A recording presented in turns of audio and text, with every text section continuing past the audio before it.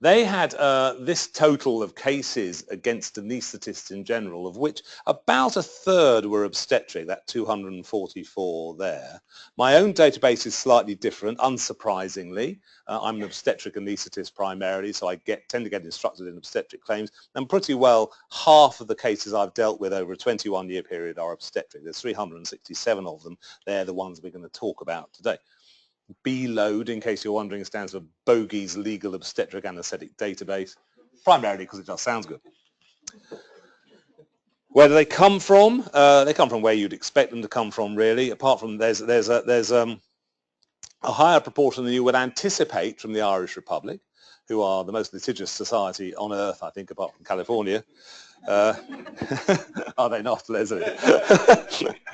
And where I spend most of my time in court, because these days with case management, very few cases in the UK come anywhere near a court. But in Ireland, everything goes to court, and they have a wonderful time shouting abuse at each other. Some from Hong Kong, some from Australia, sadly, which settle long before I get to travel out there to talk about them. Analysing these cases, there are three factors which I always tell doctors are key issues in all medical litigation. And obstetric anaesthesia is no different. In nearly 50% of cases, either communications or records or both are such an important factor that without failings in those areas, this case would never have come anywhere near litigation. And consent is perhaps a rising concern as well, again, unsurprisingly. If you divide my 21 years into 3 7-year cohorts, it hasn't got any better. If anything, it's got worse over the years, and particularly communication records issues are really becoming now a key issue in more than half of the cases I deal with. And this was a lecture I originally put together for doctors. I've changed it obviously quite a lot for you guys, but it's a message I try to get across to them all the time. If you communicate well with your patients, if you keep good records, even if you're a bad doctor, generally speaking, you're not going to get litigated. When I look at these cases, and I do primarily claimant work, only because the claimants get to you first, about half of them I feel there's no failure of duty of care in the first place at all. In a 16%, I don't think there's a causative link. And so there's probably a potential case for negligence in slightly over a third of the cases I deal with. And what are people litigating for? Well, a bunch of stuff in obstetric anaesthesia.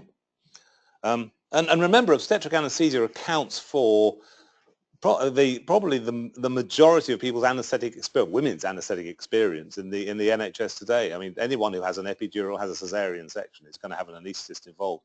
We're involved in getting on for 50% of all women who give birth in the United Kingdom. So there's potential for an awful lot of claim work going on out there. And you can see the sort of things that go on out there. If I take out the sort of the generalist ones, we're left with two groups there. And this always surprises anaesthetists. The large group there on the left-hand side are all related to regional anaesthetics. This is epidurals and spinal anaesthetics, which we always regard as a safe approach in the world of obstetrics and the world of anaesthesia generally. And the two little ones on the right-hand side are the only ones involved with general anaesthesia. And what the anaesthetists then say to me, well, that's because we hardly ever use general anaesthesia in obstetrics. But remember, this is a 21-year database. And at the start of this database, that was what was going on in the United Kingdom for caesarean sections, for example, with the blue bar representing general anaesthesia for caesarean sections. So half of all women who had caesarean sections in 1992 were asleep, not awake.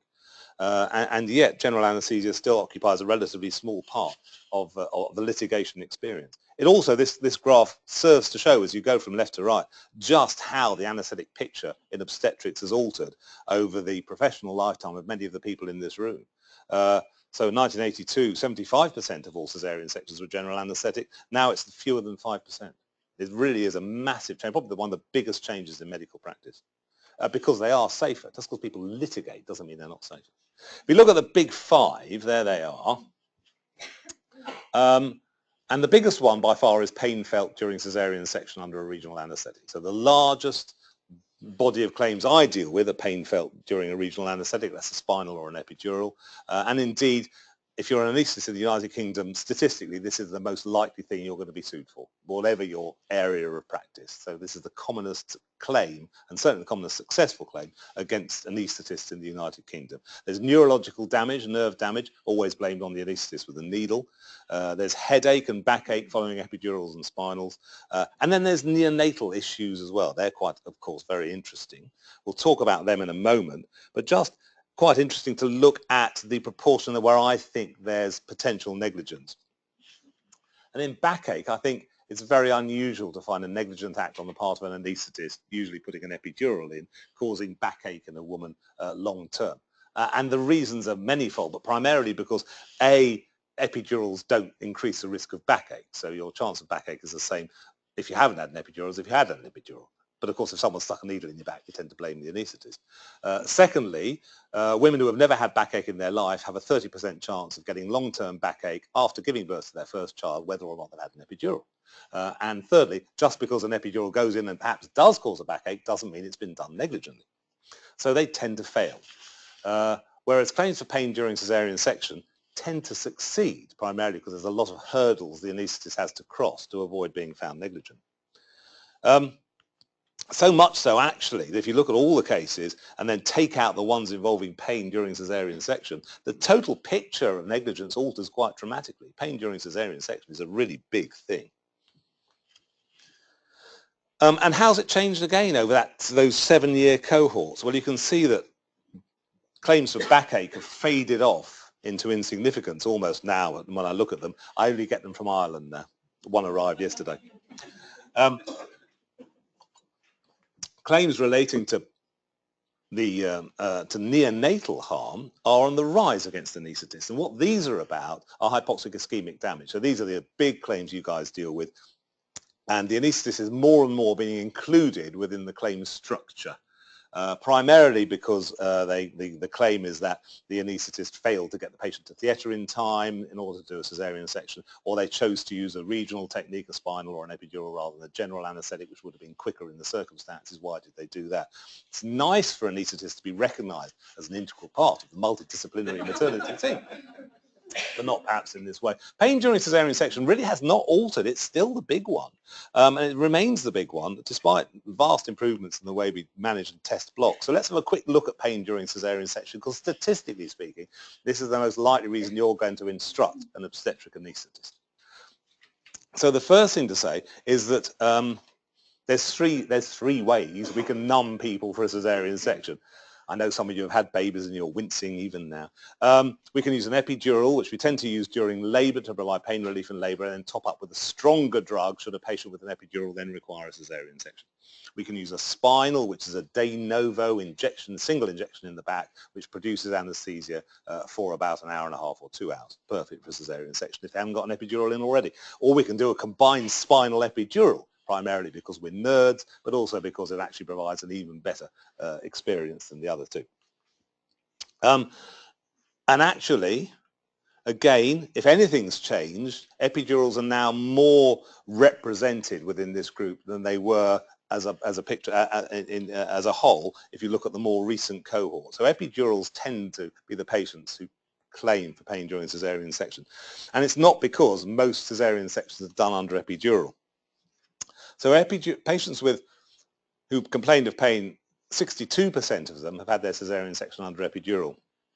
Whereas nationally, it's about 20% of patients who have caesarean sections who have an epidural. So in other words, you're 3 times more highly represented as a group when it's for feeling pain if you have an epidural than you would expect to be by the proportion that are done in the UK as a whole, which should mean that epidurals are not as successful at preventing pain during caesarean section. And we know that actually that's true. If you look at the national conversion rate to general anaesthesia, the ultimate example of when a block doesn't produce good pain relief is when you have to put the patient to sleep in the middle of the operation. It's higher in epidurals than it is in spinals, and it's higher in spinals than it is in combined spinal epidurals. So it's not necessarily negligent if a patient feels pain during a caesarean section under an epidural or whatever. We know there's a failure rate. We're supposed to warn patients about failure rate. So where does the anaesthetist fall down when trying to defend these claims? The features of these claims are often related to consent. So the patient has not been warned that they might feel discomfort or pain or require conversion to general anaesthesia when the alternatives have been offered to them. Sometimes they're persuaded away from a general anaesthetic. There's certainly a period we've gone through in my world where your regional anaesthetic rate was a measure of the success of your unit. So the lower the incidence of general anaesthesia, the better your unit was. So everyone's trying to sell spinals and epidurals. If you had a poor epidural during labour that hasn't worked very well and then you rely on it for caesarean section, that's likely to fall foul as well. Often huge conflicts of accounts between the client on the one hand and the anaesthetist on the other hand with regard to the degree of pain they felt, and indeed the technique used to test the level of the anaesthetic block prior to caesarean section, because actually that's frequently the key in these cases. There should be a good record of the upper level of numbness as tested with a cold spray or sometimes a fine touch with a cotton wool ball or something like that, and it should be at a particular level in order to protect against a claim. And quite often the record's poor, or the record says one thing and the patient says another. So the record says there was a block to T4, which is essentially the upper chest. And the patient says, oh no, when they tested me I could feel it from the belly button upwards, and then it's a matter of evidence as to who's found to be correct. Poor records are often a problem as well, unsurprisingly perhaps. I always call this questionable vital signs. This will shock you, but in the modern NHS, in the world of anaesthesia, we have got monitors that measure blood pressure and heart rate, and they don't print out to a little printer and give you something to stick in the notes. The anaesthetist stands there with a quill pen, well, not a quill, and marks the results from the monitor onto a little chart. And they don't always transcribe them entirely accurately.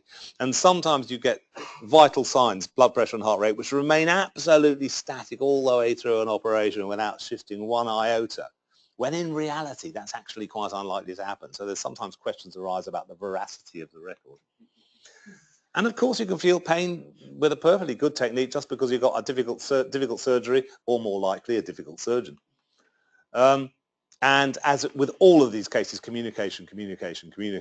So lack of sympathetic follow-up by the relevant anaesthetist if a patient does feel pain is much more likely to lead to upset and litigation. And frequently, of course, there's a supportive account from the partner as well. Sometimes there's a video, which can be a help.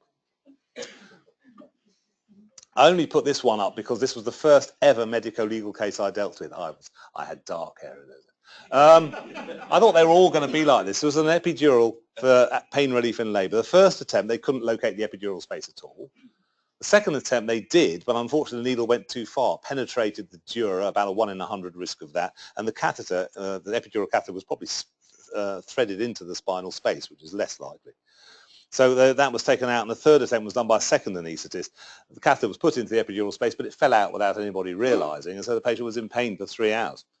There was a fourth attempt by a third anaesthetist, which didn't work very well. Then she had a forceps delivery, and they had to put a special block in to numb her bottom end because the epidural was so rubbish.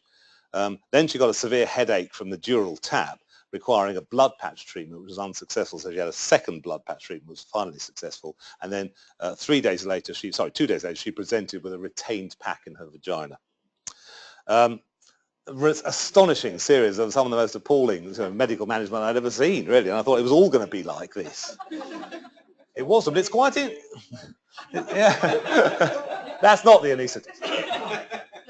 It's quite interesting because actually, although this is terrible management, there's not that much that's actually negligent in this lot. It's probably negligent for the catheter to fall out and the patient to feel pain that's unrelieved, and it's certainly negligent to leave a vaginal pack in place. Actually, the rest is just the sequence of events. It's one of those things. It's life. It's a bit of a buggery. To get on to the more serious stuff of the kind of thing I deal with, here are the hypoxic ischemic encephalopathy or neonatal death cases that I've dealt with. There are 62 in total, of which 42 relate to delay in getting the patient to section. And they are a fascinating bunch of cases on their own. It may well be that my colleague will have more to say about it. There are 20 others which are a sort of an interesting sequence, but they do include 11 cases where it is claimed that the fall in blood pressure caused by the epidural in labour, which was inadequately corrected, caused neonatal damage to the baby's brain. It's a difficult argument to sustain, and most of these fail. In general, the most severe case is neonatal death. I think about 30%. There may be some negligence on the part of the anaesthetist. But generally speaking, there's a good reason why an anaesthetist has chosen not to give a general anaesthetic for caesarean section, even if the neonate is in severe danger. There's usually, because maternal welfare is the anaesthetist's prime concern. Here's a sort of case. So this is a woman in spontaneous labour. At some point, she developed signs of severe fetal compromise. They tried to get a fetal blood sample but failed, so they call it a category 1. That's the most urgent form of caesarean section. These are the timing points by the anaesthetist. Arrival in the anaesthetic room and an intravenous cannula at 13:31. Spinal injection completed at 13:35, 4 minutes later. 3 minutes after that, they wheel her into theatre. 2 minutes after that, she's got a block that's satisfactory for starting a category 1 caesarean section. 2 minutes later, there's an incision. 3 minutes later, the baby is delivered. Not bad going, really. That is 14 minutes from arrival in the anaesthetic room to delivery of a baby under spinal anaesthetic. However, there are other timing points available apart from the ones that the anaesthetist has written down. These are typical timing points you guys will see. The decision to carry out the caesarean section was not recorded by the anaesthetist, but the midwife recorded it at 13:20, which is 11 minutes before she got into the anaesthetic room, which is quite a long time. CTG disconnection and reconnection by the CTG clock are shown, and that's the time when she was moved out of the room and then it was reconnected in the anaesthetic room. There's then a bradycardia. CTG is disconnected to move the patient into theatre. At a different time to the time noted by the anaesthetist 3 minutes earlier. The move into theatre then appears to be somewhat later on the midwife's record, and the incision is 2 minutes later than the anaesthetist recorded. You and I, when we're not being lawyers and doctors who are being experts, would regard these as relatively minor variations in time. But actually, if you look at the worst and best case scenarios from these timing points, the best case scenario is 7 minutes from arrival in the anaesthetic room to transfer into theatre, and the worst is 17 minutes. That's 10 potential minutes of hypoxic ischemic encephalopathy, which to you guys is an awful lot of millions. And so it's unsurprising that timing point mismatches feature in a major way in these cases when we sit down and examine them. But there are all the other features there that you would expect. Poor communication. An anaesthetist only knows it's a category 1 caesarean section if he's told it's a category 1 caesarean section. Unaccountable delays once they arrive in theatre. Mothers who are uncooperative. You guys all seem to think that a woman in labour who's suffered an abruption of her placenta will lie there casually, stick her arm out for an intravenous cannula, breathe oxygen for 3 minutes very happily and then fall asleep. It doesn't actually happen that way. It really, really hurts. And sometimes, unsurprisingly, they're uncooperative. The mothers and the fathers often perceive panic on the part of the medical or midwifery staff when actually we're just moving very quickly. A lot of these are cases which could have been predicted. You back down, look down the retrospectoscope. These are cases where things are starting to go wrong, but people don't pick them up quickly. The anaesthetist often gets blamed for a few minutes delay in getting an anaesthetic in, when in fact there was a much more important delay before the problem was diagnosed and the caesarean section called in the first place. And of course, you all know that the Royal College of Obstetricians and Gynecologists 30-minute rule is something you guys can tear up and use at confetti at a wedding, as I'm sure you regularly do. The only question you're interested in, how quickly should this baby have been delivered? How quickly was this baby delivered? They're the only two questions really that concern you, and quite rightly, I think. This is a case that I talk to midwives and doctors about this, and I talk about this timing points. I think it's really, really important. So let's go through a category 1 caesarean section. There's a severe fetal compromise in the room. The obstetrician is called in and calls category 1 caesarean section, looks at the labour room clock in the labour room, writes down the time. There's a call straight through to the midwifery station. Get theatres and anaesthesia now. The midwife at the midwifery station looks at the clock at the station, writes it down, phone switchboard, urgent call, anaesthetist and bleep the anaesthetist in theatre. Switchboard operator has a timestamp on that call because it's an urgent bleep, so they timestamp all their calls from their clock. The anaesthetist looks at his iPhone when it rings, because by law anaesthetists have to have iPhones. It's like a legal requirement, and notes down the time on the phone. The theatre staff are sitting in the main theatre coffee room. They look at the clock in the coffee room when they are called urgently. Everyone gets to theatre. As they arrive in theatre, the CTG is disconnected up by the CTG clock and is reconnected. And when the patient comes into theatre, someone looks at the theatre clock and records the time. The anaesthetist induces anaesthesia, looks at the time on his monitor to record the time which induced anaesthesia. And the baby is delivered and the midwife looks at the watch on her chest. So look at all those different potential timing points. And astonishingly, you would think, would you not, that in hospitals we would manage to get clocks to coordinate together. They cost about £15.20, and I ordered a whole bunch for our entire labour suite that were electronically linked, And as soon as they went onto labour suite, they all started keeping their own time, because like many hospitals, ours is a Faraday cage. It doesn't pick up the internet signal that's supposed to power them all, and they all just go to their own times. It's crazy, crazy. I've got some ideas about that, by the way. If anybody wants to join me, I'm going to call it baby time. It's a disposable watch that sits on the mother's wrist with her label. So it's, they're really cheap disposable watches, and all timing points are taken from that. That's my idea. My idea. It's my retirement plan. But if anybody wants to join me, feel free. I talk about poor communication, and this is the sort of thing that does not go down well. I always say to doctors, the first thing that happens when a patient complains is they get a copy of their notes. If they see this, obese plus, difficult to locate iliac crests or vertebral spines, exclamation mark, they're not going to like it. Without the exclamation mark, that may have been okay. But on the same patient's records is written, I kid you not, could this lady please be persuaded to go on a diet and lose 2 to 3 stone? That is not going to go down well. No? This is 2 comments overheard when they had to do a cesarean section in a second theatre, which they rarely use because the first theatre was occupied by another category 1 cesarean section. Does anyone know how to plug this machine? And I don't know how to use this machine. Does anyone? That is not going to inspire confidence. And the obstetrician saying to the anaesthetist, I want your boss here in theatre straight away. This is what a patient says she overheard when a dural puncture, the epidural needle gone too far, punctured the dura. After the dural puncture, the anaesthetist who carried out the procedure said to the other anaesthetist he had never done this procedure before. It's probably not, it probably relates to actually threading the epidural catheter deliberately into the dural space through the puncture, but that's not what was understood by the people listening to it. This is written by an osteopath. It has to be an osteopath. It's all one with long-term back pain after an epidural. Sudden and severe disruption to part of the nerve supply of the right leg during one of the epidural attempts, which also caused disruption of the lumbar intervertebral joints and T12. If I could bring along at this point a vertebra on the one hand and an epidural needle on the other hand, you would see what a ridiculous suggestion that was. But that's what that was in the letter the patient got from the osteopath. So these are the thoughts I tell my doctors. I really think we need monitors that print out what's on the monitors so that when you guys see the monitor output on a blood pressure chart, you don't have to say, I wonder if this is accurate or not. We really ought to have clocks that coordinate.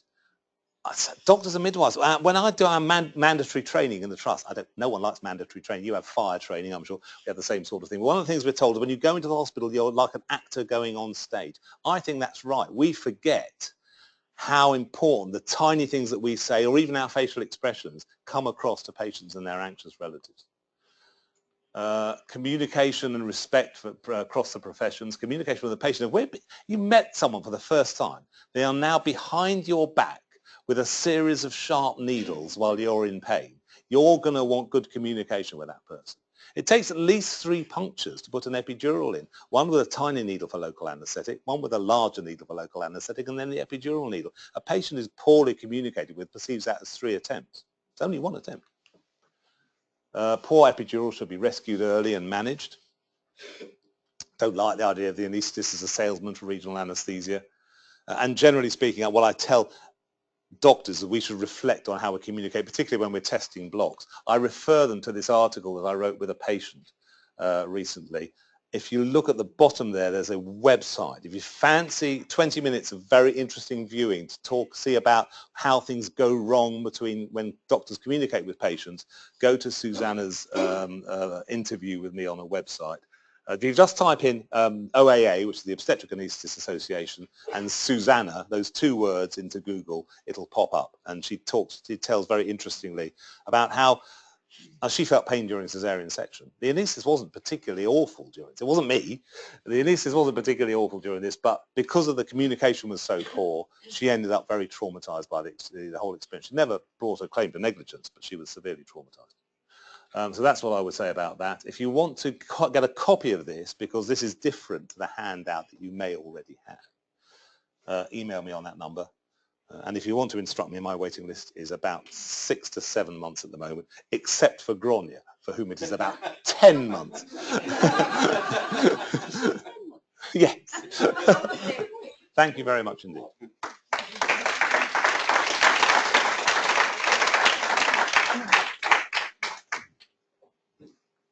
Thank Before anybody else asks questions, can I just say to you, I like the idea about this disposable watch, and we should talk to the bank about it.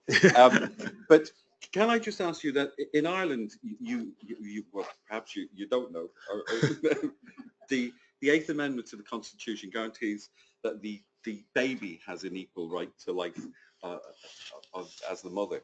And how's that affecting what anaesthetists are doing? Because it's clearly affecting, as we know from some cases, what happens to the mother if mother dies. Because I mean, we know some of the awful things that do happen in Ireland as a result of the Eighth Amendment. It doesn't seem to impact upon childbirth particularly often on people. I mean, the term mother having a baby in England as much as in Ireland, people tend to focus so much on the baby, sometimes almost to the exclusion of the mother, and actually part of the anaesthetist's job is to redress that balance. But it very rarely does the balance fall so far on the side of the mother that the baby gets ignored. So actually, with regard to childbirth, I don't think the Eighth Amendment makes much difference. But of course, with regard to termination and management of spontaneous abortion, it's another matter entirely. But we don't want to go there. No. We don't want to go there, Leslie. Are there any questions here? Yes. Do we have a... We don't have a roving microphone. I'm going to have to ask you to come off. I'm sorry. Starring role. It's either that or speaking directly into my chest. We don't. or else shout. I'm sure I don't need to shout. Olive Lewin from Lead Day. I note that you haven't mentioned anything about maternal deaths, which I'm sure that you would be very much involved with. Because a lot of them are due to sepsis, which occur on your watch, but they don't seem to appear in your figures. So the question was about, I'm going to, for the people, the question is about why I haven't mentioned maternal death. I have a number of slides on maternal death, and when we run to 45 minutes, I tend to run those as well. You would think, of course, the maternal death would be up there as a tremendously important thing, and of course it is. And while I talk about the incidence of general anaesthesia versus regional anaesthesia being very small, of course, the complications of general anaesthesia can be absolutely catastrophic, whereas they rarely are from regional anaesthesia. So when things go wrong with the general anaesthetic, that can cause maternal death. And of course, you're absolutely right. The wider role of the anaesthetist in managing the sick obstetric patient is tremendously important as well. I didn't go into it partly because it's an incredibly complicated subject, partly because I myself, I'm somewhat traumatized. I've been involved in 3 maternal death inquests in the last 6 months. And I'm coming towards the end of my career, and I'm starting to think that it's all too awful to contemplate. Our maternal death rate in the United Kingdom is very low indeed, and you'll hear that it's higher than in other parts of Europe. It's almost certainly not true. We measure our maternal death rate far more accurately in the UK than they do in any other European country. And the confidential inquiry into maternal deaths is the longest running audit in medicine in the world. It started in 1952, and it's a 3-yearly UK report on every maternal death that happens. And we pick up on themes like sepsis. And sepsis is a real issue. There's nothing magic about sepsis. It's the systemic signs of infection. It's not a sort of like a separate infection on its own account. But it can be extraordinarily difficult to manage. It's frequently mismanaged. And quite often women are in extremis by the time they arrive in hospital as well. Most sepsis that we deal with in maternity comes from the community. It's not dirty doctors and dirty midwives. It's not the puerperal fever from Joseph Ignaz Semmelweis's day. It's a different band of sepsis, and it mostly comes from the community, and it can be very difficult to deal with. It's particularly hard in ethnic minority patients who sometimes access healthcare late, and where there are frequently communication problems with the patient and the relative as well, and where they're sometimes from communities with quite high internal sepsis rates within the community. These are very challenging issues and very challenging times, and all I can tell you is it requires a very coordinated team to get the whole thing right. And sepsis is a killer if it's not managed properly. In pregnancy, it's an absolute killer because it comes on very quickly indeed. And mothers cope very well with the stress of sepsis until they suddenly fall off the edge of the cliff. And that can come as a surprise even to very highly trained staff. Thank you. And any further questions? Don't be put off by having to possibly come up here. I can repeat the question. Oh, this, I don't know who this man is. Well, Mark Waterstone. It's not a question, it's more, I'm talking a bit louder than I should be perhaps, but just a comment on the maternal death, because I've been involved in, I think, somewhere between 6 and 8 maternal death clin neg cases, and it never got anywhere near the anaesthetist. It was always the obstetrician. Oh, I'm sorry. And the anaesthetists did their best, but so often, and these were cardiac, usually aortic dissections and things like that, where people were just given analgesia overnight, and perhaps the anaesthetist got involved with suggesting analgesia, but it's usually just missing the diagnosis rather than the anaesthetist. And that's actually part of it, is that if the anaesthetist gets involved early, it's because there's a cohesive team that works together and recognises patients who are going off quickly. So it's almost one of the signs of poor management is late involvement of the anaesthetist. Any further questions in the room?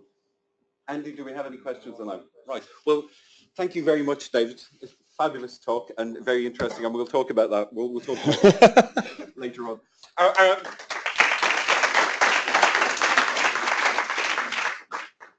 Go.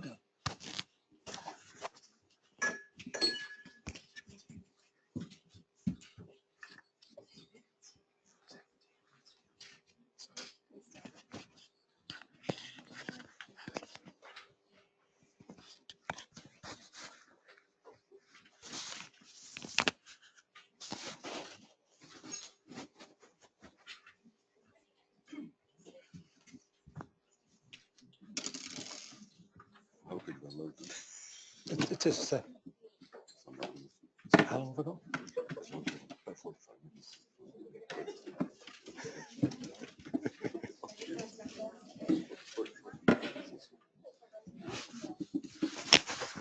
Title changed halfway, about 3 days ago. No, you changed it. Tough. I didn't follow it. Yeah, these anaesthetists who have to have iPhones, iPlayer, Macs. High-tech people, you see. It's because you spend too much time in research. The NHS research is all Mac. Needless to say, I am PC.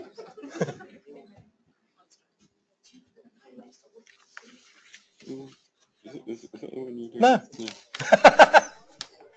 No. I suppose that as a handout, but no. For a discussion point. I will shut up this. I'll just introduce you. I'm glad. That's what I was given. No. Because they wanted a handout. So here you have a handout. That's fine. So you may notice a slight difference then in the handouts. I couldn't find one. That's what we obstetricians call winging it. You want a free birth? Go for it.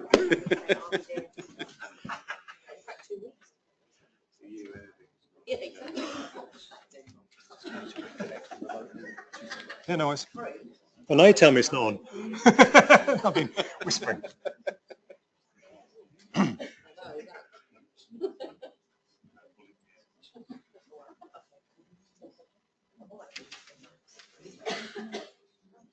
I'm upsetting him.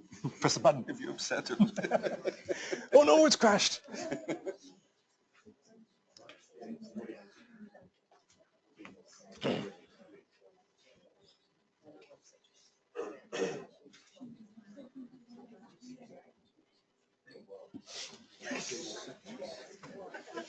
It could go horribly wrong from here.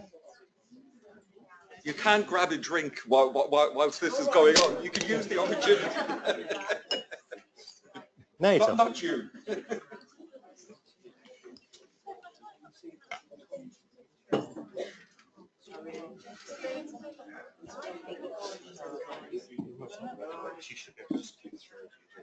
Yep. That just blanks the screen. Okay. Cool. Is the mic live?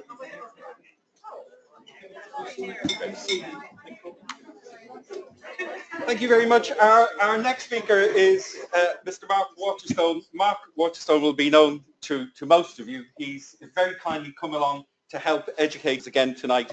There's a difference you may notice between the handout, which is on best practices in consent, and what's up there. But that's just to make sure that you're paying attention, because Mark may well go around. He does this from time to time. The Julian Shaw approach, I call it, asking questions if you don't ask questions. So be warned. But I'm very grateful to Mark Waterstone, and particularly because he phoned me about an hour ago when I was walking up to Chambers and said, I'm stuck on a train, Leslie, and I'm not sure what time you're going to get here. And I said, that's all right. We've got a bunch of lawyers anyway. Somebody will get up here and talk. So, but he's arrived, and thank you very much. Can you please welcome Mark Waterstone? Thank you, Leslie, and thank you for inviting me once again to the skeleton series. And as happens with, I think, every skeleton series, I get a title at the beginning. It changed halfway through, and 2 days ago it was changed again, and I went tough. Because I can't keep track of these, and also I had no idea the timing. But one thing he did say was talk about your practice and talk about something. So very interestingly, it's fascinating following David, because he stole some of my slides, or one of my slides anyway, which is quite interesting. And there's going to be quite some synergy between the two talks, which is quite amazing. And but then again, that's how anaesthetists and obstetric anaesthetists and obstetricians work, even without knowing it. So I'm hoping to give you a little window into what we obstetricians look at when we look at CTGs, intrapartum fetal compromise monitoring, and it all depends on timing. So we'll see how we go. Please do interrupt, because I do interact better with an audience. I was asked to do a webinar recently, and it wasn't like this with an audience and it was me and a camera, and I am not that socially adept with my social media, and I couldn't. And I went, and by slide 3, I went, this is not going to work. But I try. So if any of you have seen the AVMA webinar, please don't. Just keep it quiet. I watched about 30 seconds and I couldn't watch any more. Anyway, so a little bit about me. Well, this is me, and this is actually my wife on the right, and because this is talking about our practice. And obstetricians and gynecologists, we are limited to what we do, and between us, we cover. I like to think I cover the causes of the complications. She covers the eventualities of the complications. So a little bit of a spiel about us. That's us. That's what we do. If you're interested in any of those, give us a call. Anyway, the aim of obstetrics, and this is where Morecambe Bay, for example, lost sight of it. It is a healthy mother. It's a healthy baby and a happy family. It is not a vaginal delivery at all cost. And how many times do we just people see just that happen? I remember a midwife she took a CTG off with Synto, pushing in the second stage because she wanted the mother to move a bit more. Not surprising the baby came out a little bit less than happy. And obstetrics, unlike anaesthesia, I think, it is a science, but it is an art based on science. And we take a lot of the knowledge that we have, but we have to interpret it. And this is the slide that you stole with me. There you go, see? Yeah. It's a fascinating study, and it is absolutely amazing how it is hidden from view. I asked my colleagues, have they ever heard of this or seen them? They go, no. Where'd you get that from? But from my point of view, I look at it for the intrapartum asphyxia as a cause of over half of term babies succumbing. And if we look who's at fault, well, it's not surprising that the midwife's really up there, because if the midwife doesn't recognize a problem, she's not going to call the doctor, and the doctor can't make the mistake. And so 39 out of the 100 were attributed to interpretation error, and we'll go into perhaps why that happens.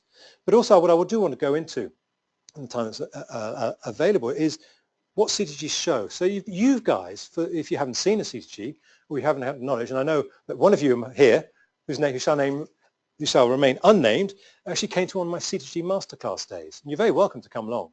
and maybe you can ask Jeremy also, what he felt about how useful it is. It was fascinating having a lawyer there. None of the doctors spoke. They just, there's a lawyer here, I'll say anything. Because if I'm stupid, he's going to say, oh, that's not very good. And the cause of death, if you look at it, this is out of 100. Hypoxia was 1, placental insufficiency was 4. These are 2 that are very easily picked up by CTG, but in fact, as you'll find out for the rest of the talk, placental abruption, infections, twin-to-twin transfusion, these can all be picked up on CTG if you just look how.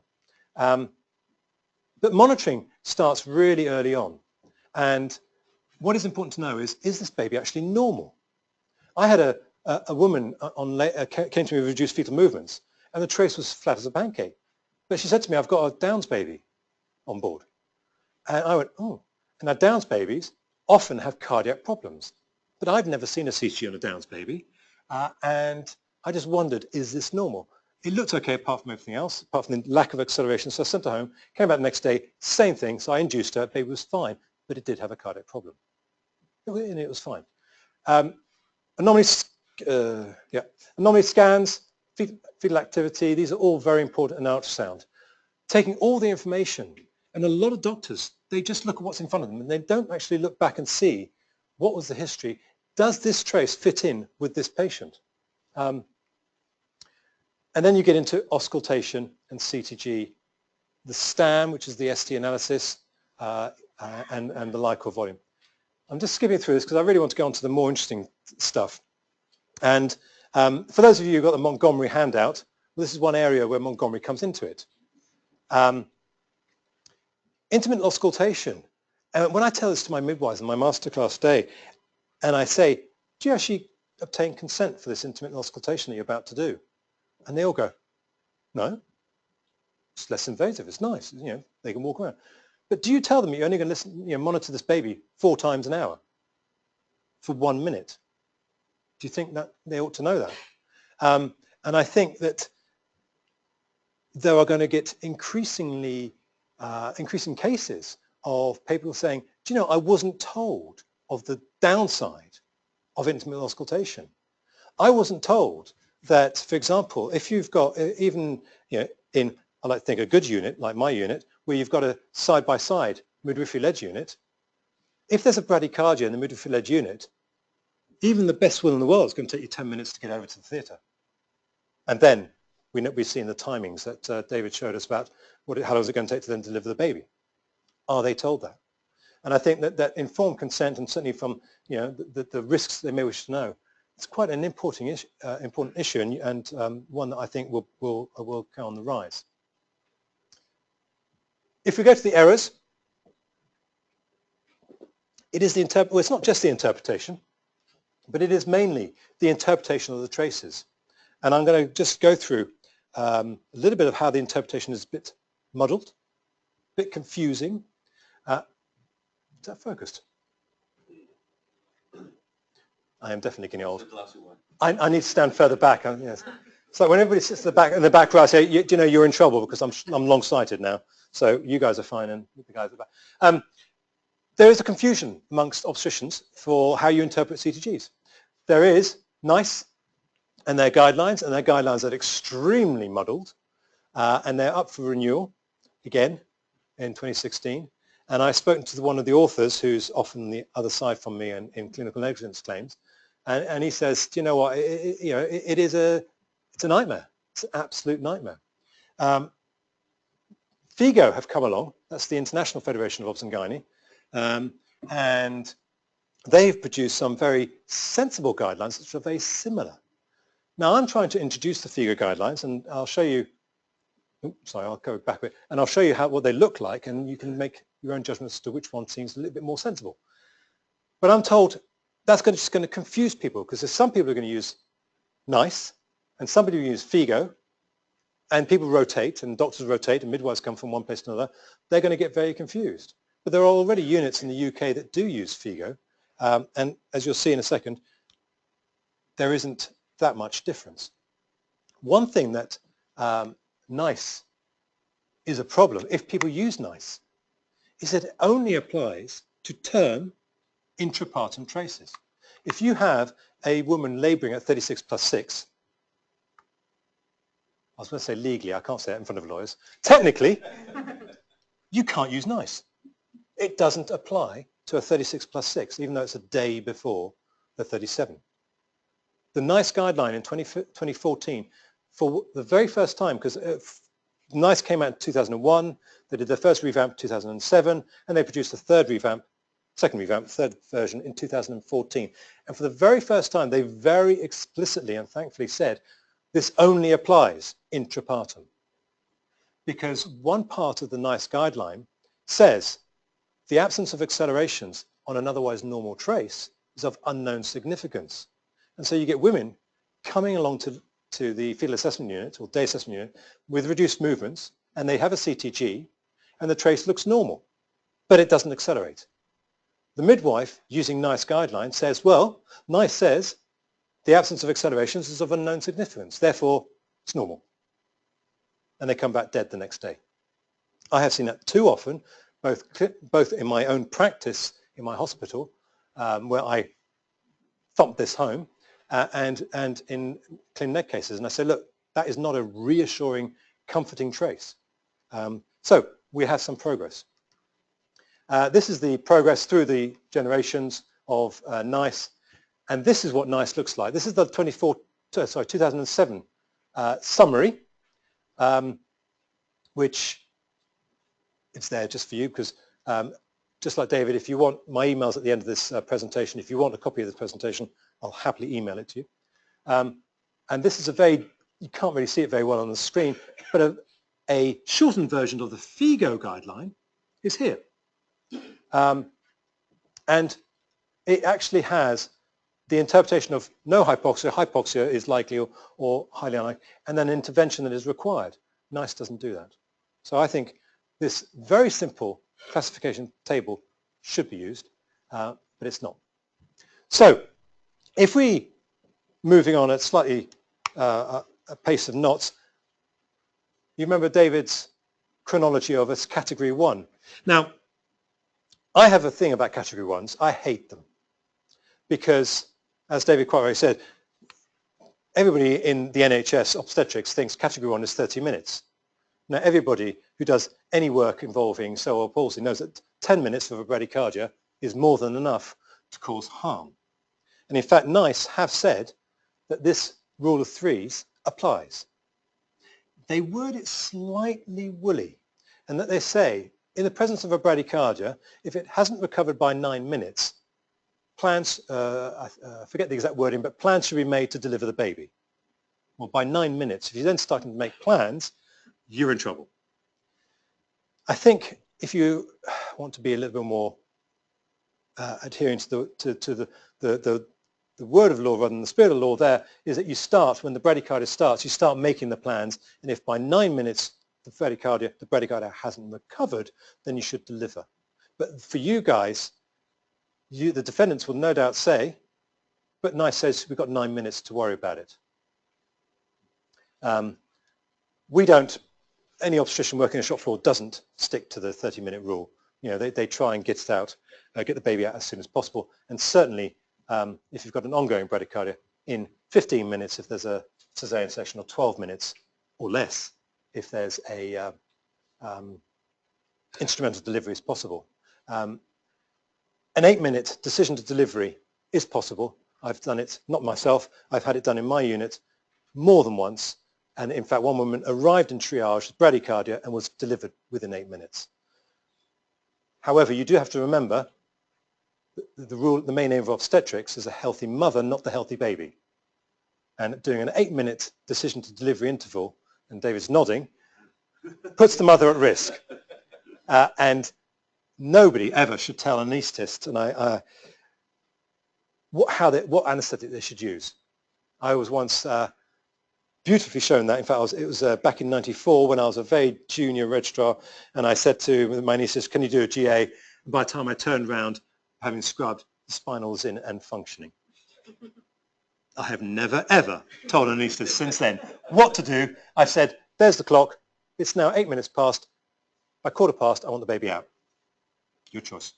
And I think that works well. Just a little thing of how we interpret traces. You'll see this written down on CTGs. Dr. Steve Bravado. NICE are trying to move away from this. I don't know why. I think it's a fantastic thing. It's a good mnemonic, and it makes sure that you don't forget these things. Determine risk, contractions, and so on and so forth. And then, most importantly, the overall impression and plan. In clean neg notes that I see, often I see things like accelerations and decelerations, tick. And I go, yep. Now what? What are you going to do about it? Because there's no interpretation. They can look at it, they can see it, but they don't interpret it. This is just to remind me that we all know these things. Total hypoxia 10 minutes and subacute 60 minutes is a rule of thumb. The top one, the 10 minutes, not if you've got sepsis. If you've got a septic baby, then I'm told by my neonatology colleagues, and I'm saying this not as an expert at all, but you can halve the rate. The cytokines that are released, if you've got any hint of sepsis, halve the time before you get damage. So for chronic partial and for total, halve it, which is quite frightening when you think of it. And I just like that, MRI. So the education, where does this all come from? I've been doing medical legal, nowhere near as long as David, of course. I'm far younger. But I have been doing it now 13 years. And I keep meaning to do what he's done, but clearly you've got to wait to 21 years, so I feel vindicated.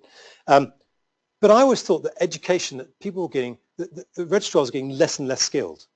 But it just occurred to me as I was preparing for this talk, in fact, I think the knowledge about CTG interpretation has really improved stratospherically.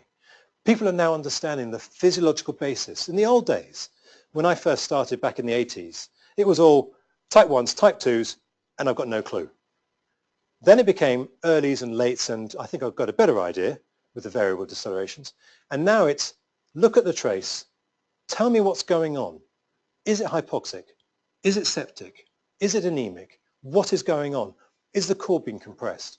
I think the knowledge these days, and the importance for you guys, is that you can now raise the bar as opposed to dumbing down, that people are trained to a much higher level of understanding of CTGs.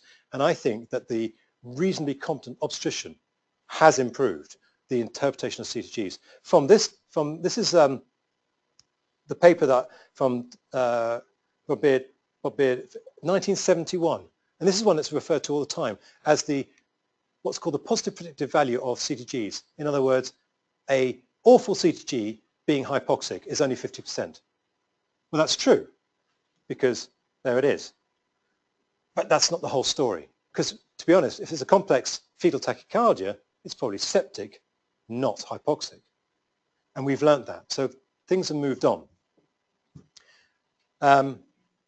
So, some CTGs. This looks, to all intents and purposes, a totally normal trace. And it is. Except if you're as anally retentive as I am, and you go, nah. But what, I don't know if you probably can't see my pointer if you're on the web, but if you look at the accelerations, there are V's within the accelerations. The first one, and towards the end. Now, I will look at that and I'll say, she needs a scan, because that V could be cord compression during an acceleration. Now that's way above what is a reasonably competent obstetrician. But that is the kind of level we're getting to, in that people will look at that. And if you're looking at medical legally, from a point of view of clinical negligence, if they miss that, there's no negligence because that's not substandard care. But from the point of view of causation, if you're saying this baby died later on, well, I'll say, well, it's probably cord compression. I can see the cord compression already. So it's very, very useful information when you're looking at causation. Give it another 5 years, maybe from negligence. So what else can a CTG tell us? Well, I look at that, and these CTGs, by the way, are taken from my masterclass, so this is the kind of thing I show, and these are, as I tell my trainees and midwives, if they're colour, they're ours. If they're black and white, they're clean eggs, so there's definitely a bad outcome. This is a lady who came in at 36 weeks, and she came in with reduced movements. Now, what you see there is what's called a sinusoidal trace. So it's small amplitude, high frequency, 3 or 5 beats per minute, undulating. You can't see lots. This is early. This is fetal anemia. If you see a trace like that, or a better trace with a much longer bit, and sinusoidal trace for NICE has to be for at least 10 minutes, or for FIGO has to be for 30 minutes before you can say this is not normal. That's fetal anemia. If you deliver that baby without telling the pediatrician, by the way, I think you need blood, in this day and age, that's negligent. Because we know that is fetal anemia. I don't know what caused it. I do in this case, because the previous trace, the week before, was like that, was totally normal. And she came in with abdominal pain. So she had a fetal maternal hemorrhage of 98 mils, which is nearly half the baby's blood volume. So this day and age, CTG interpretation, this baby is not hypoxic. This baby is anemic. That baby will die or have brain damage if within a very short space of time of delivery, it doesn't receive blood. It doesn't need anything else, it needs blood. So that's not hypoxia, that's more modern thinking. This is a lady who came in with vaginal bleeding at term. Trace is normal-ish, slightly tachycardic, but look at the trace, look at the tocograph. That's the bottom line. The toco is the uterine contractions, and what you've got there is uterine irritability. I look at that and I think there's 3 things that can cause uterine irritability: blood, pus, or prostin, the drug that we use to induce them. Now, she's not septic, she hasn't been induced, it can only be one thing: blood. This is at 3 o'clock in the morning. This is the same patient at 7 o'clock in the morning. And even David is choking on his Chardonnay. I came along the next morning, and you can imagine what I did. It's actually 3:30, but it gets worse and worse and worse, and they didn't do anything. I've forgotten what the whole story was when I presented. I've forgotten. On the slides there is a story. Baby's fine, miraculously. Needed a bit of blood, but you can see here, I forget what the baby's doing. Mum is already having a big difficulty. But these undulations, so the trace can tell you what's going on inside the uterus. What is the fetal environment, and do you need to change it? How come the baby's fine? Miracle. It's a miracle. All right. They're tough little bunch. They are tough. As I say, tell my patients, babies bounce. You'd be amazed. Having done a child in this case. I was going to say, I didn't say it when I was giving evidence in the Old Bailey for exactly that. I said, anyway, here we have another trace. And this is a woman who came in with excessive movements. And people say, well, surely that's good. Lots of movements, we like that. And I go, no, we don't. And what's fascinating here, and there's a couple of series, and I'd like you to follow this. This lady, you can't really see it very well, but the baseline rate is 120. And this baby's running around. Somatic nerve supply creates movement. So the heart rate should be at 140, 150, 160. This baby's running around, and it can't. All it's doing is this. That is not physiological. And it goes on and on. And the secret here, they scan this baby, and they find no LICOR. And how often in medical legal cases do you find that word, continue? To which I say, yeah, then what, Sherlock? Well, they did continue, and that happened. Immediately, it went from that straight to that. Now, talk about being in the right place at the right time. What that shows is how the baby that ongoing is acute asphyxia. And then the baby's giving up, and they delivered and had cesarean, and it was okay. But it's you can see quite a lot just by looking and asking. This is a similar case, but slightly different. In that here, the woman comes in, the baby's not moving.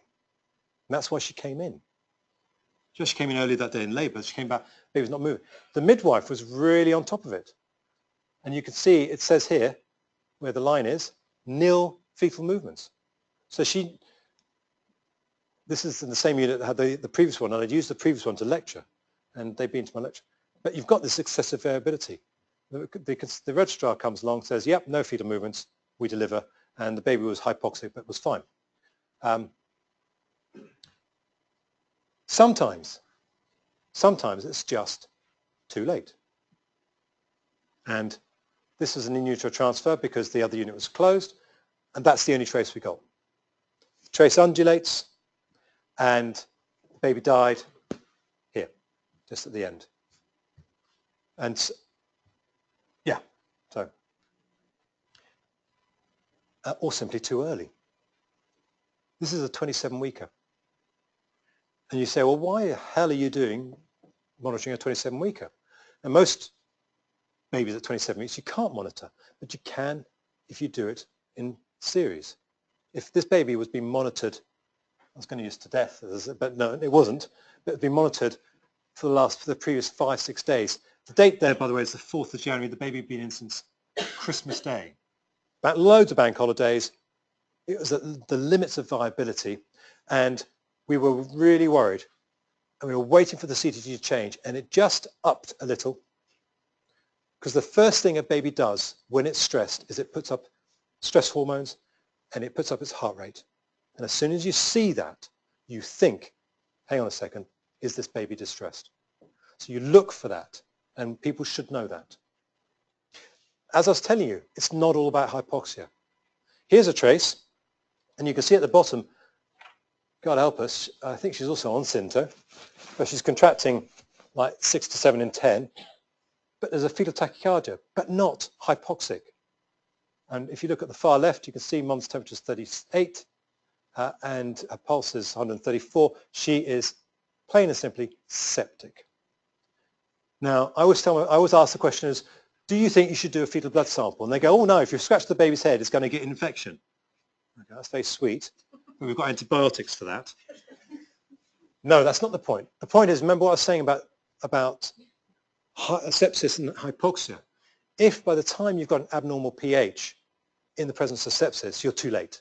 The baby's going to be damaged.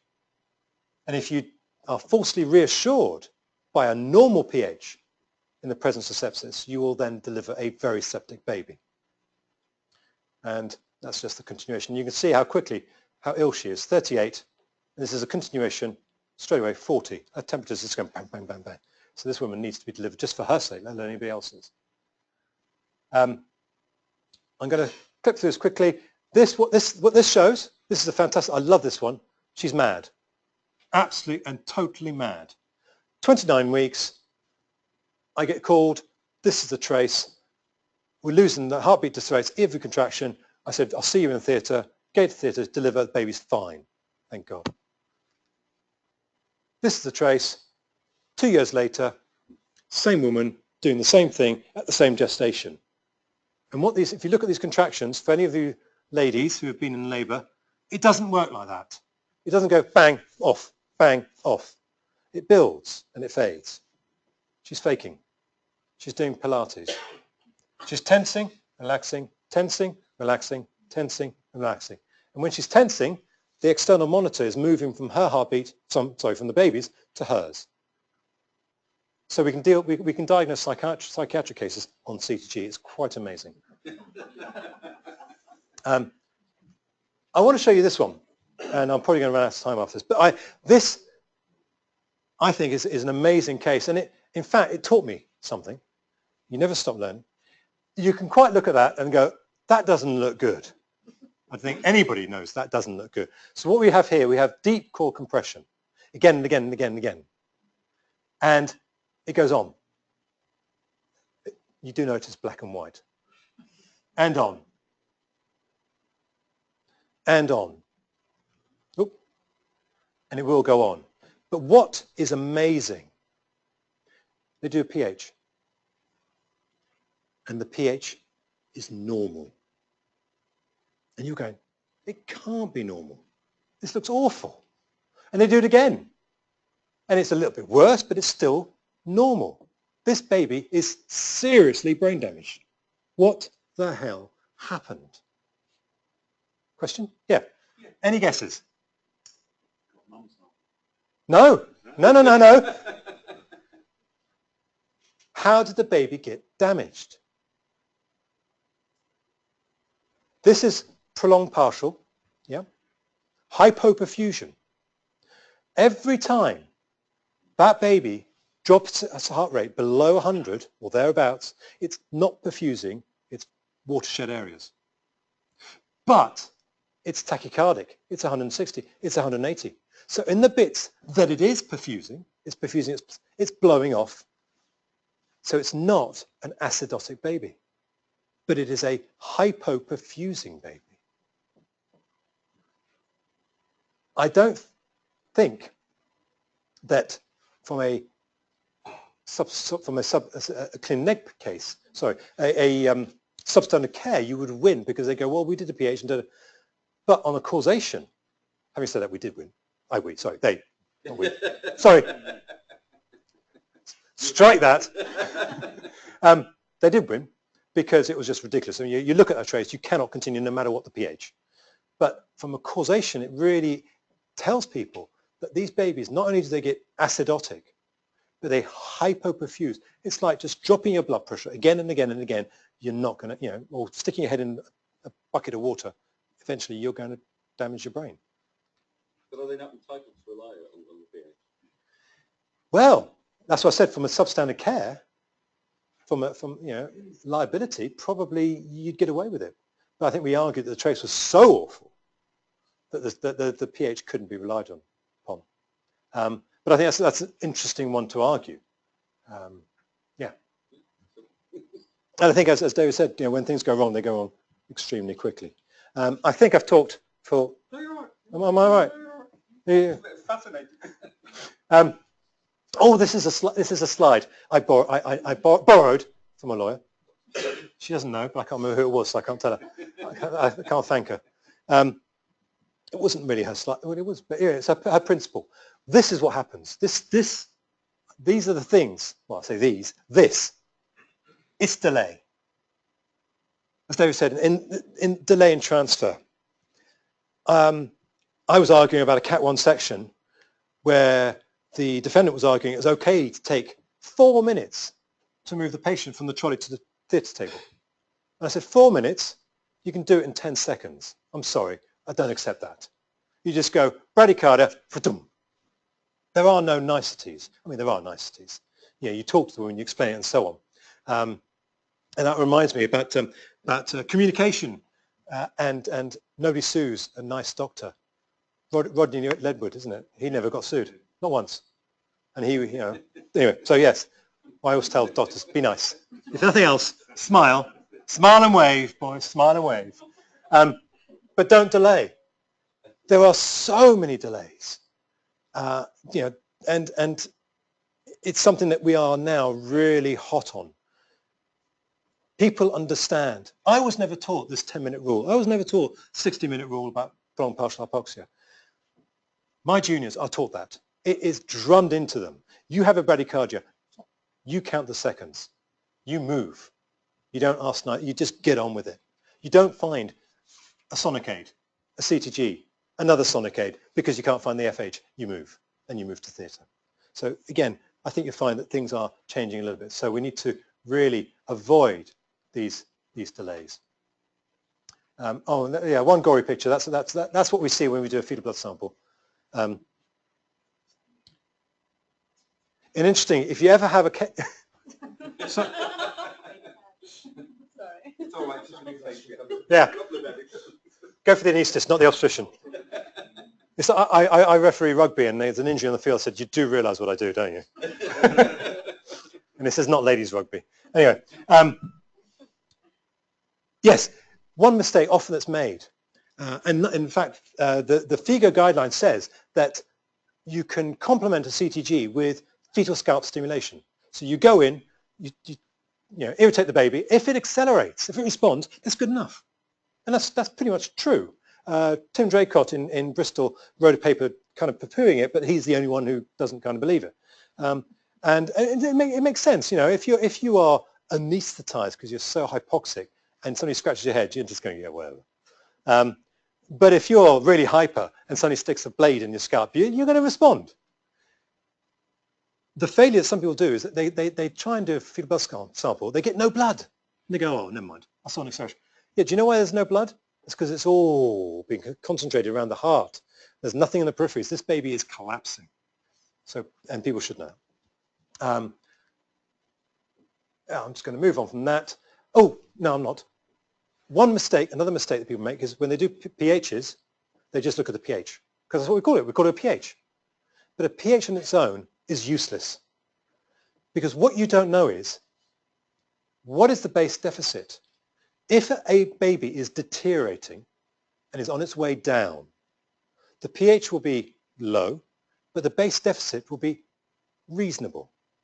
If the baby has had an unmonitored bradycardia for 10 minutes and is then on a monitor and the trace is awful and is on its way back up, what we call intrauterine resuscitation, then the pH will be bad, but the base deficit will be absolutely awful. It will be massive because the baby is mopping up all its reserves to try and push its pH back up to normal.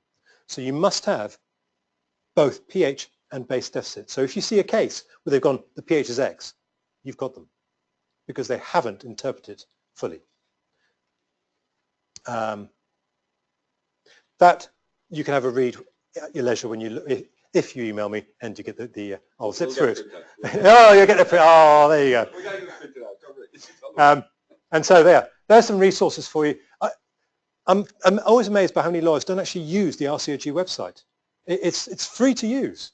You go onto the RCOG, you go guidelines, and they are all there. And you can hang us up by it. Except, and that's a different talk altogether about guidelines, don't trust the guidelines. I don't. Thank you. Thank you. Mark, thanks very much. That was a fascinating talk. Before anybody else asks questions, can I just ask you about when you say that the interpretation of CTG traces is better now by junior medics, is that because of better technology, better education, or because they're maybe slightly brighter? It's definitely not the latter. It is a better understanding. We have now, I think, in fairness, my understanding is now stratospherically improved since I've been doing this. Since I've been doing clin neg and I sat down with my neuroradiology colleagues, my neonatal colleagues, my pediatric colleagues, and I look at the outcomes, and then we go forensically back to the trace. And I've been doing this for 13 years, and I go, there's a pattern here, guys. And I think, you know, we are now talking physiology. Edwin Chandraduran at St George's is also talking the physiology. So lots of different pockets, I think up in Yorkshire, Yorkshire, they are talking physiology. So it is spreading. We understand it better, and it's as simple as that. We're teaching it better, I think. Grania. You mentioned Shout. technology. You mentioned technology, but... No, I didn't. He did. I mentioned technology. Scan monitoring. Yes. So is there those genius more of a reliance and the midwives on the scan? And does that mean they're not looking at the whole picture and only... Did you notice how I breezed straight through it? Stan has a place, small place. The problem with Stan is that it is education. In the units that have used it, and the examples I give near me, forget George's, for example, which is a place in its own, and they do it brilliantly. Medway, they have, I believe, two machines, 5,000 deliveries. Ashford, 2 machines, 5,000 deliveries. I think my figures are right. I put a little caveat there. I think my figures are right. I've known doctors who go to Ashford, go, I don't understand Stan, and look at the CTG. So unless you are completely immersed in it, you don't understand it, and you don't use it to its full ability. So, you know, I think it needs to be reserved in places where they really use it. And even then, they make mistakes. Can I also, oh, there's another question, right? About the fetal Oh. blood sampling. Oh, it's two. It's all right. You can go first. That's all right. I told you I was long-sighted. I didn't see you at all. So with fetal blood sampling, sometimes you see they attempt it and let's say unable to get sample. And what you said is that could be because there is no blood there. In terms of, should that kind of raise an alarm and make you think there's an issue here? Yes. Because I've seen the notes where it's, oh, let's try again in 10, 15 minutes. There's various ways, permutations you can look at that. There's can't get a result, Right. which is different. And it's the bane of our lives. You put it in the machine, it goes, don't like it. There's an air bubble. That's different. You've got blood, you haven't got a result. Then you can go back and look at the trace. Do I really need to deliver this baby? Or there's, I got no blood. If I got no blood, you deliver. That baby is you know, I think that there's no rhyme or reason to continue. Even if that baby, you know, the caveat there is if you shouldn't have been doing FBS in the first place. Now, most of the FBS is I go, well, why did you do it? You didn't, you know, the midwives made me. They wouldn't stop me, you know. You can understand, on Synto, trace is not great. Fine. But if you've done it because you're concerned about the trace and you don't get an answer and you don't get a good response to your scalp stimulation, then you need to, I think there's no defense.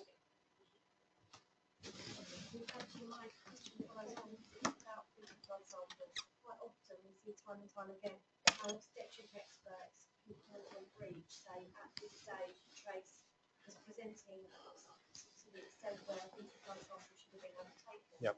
And we have to try to analyse our own possibilities with the results of being abnormal. Oh, we have fun with those. What my question is, what do you look for evidentially to help you answer that question?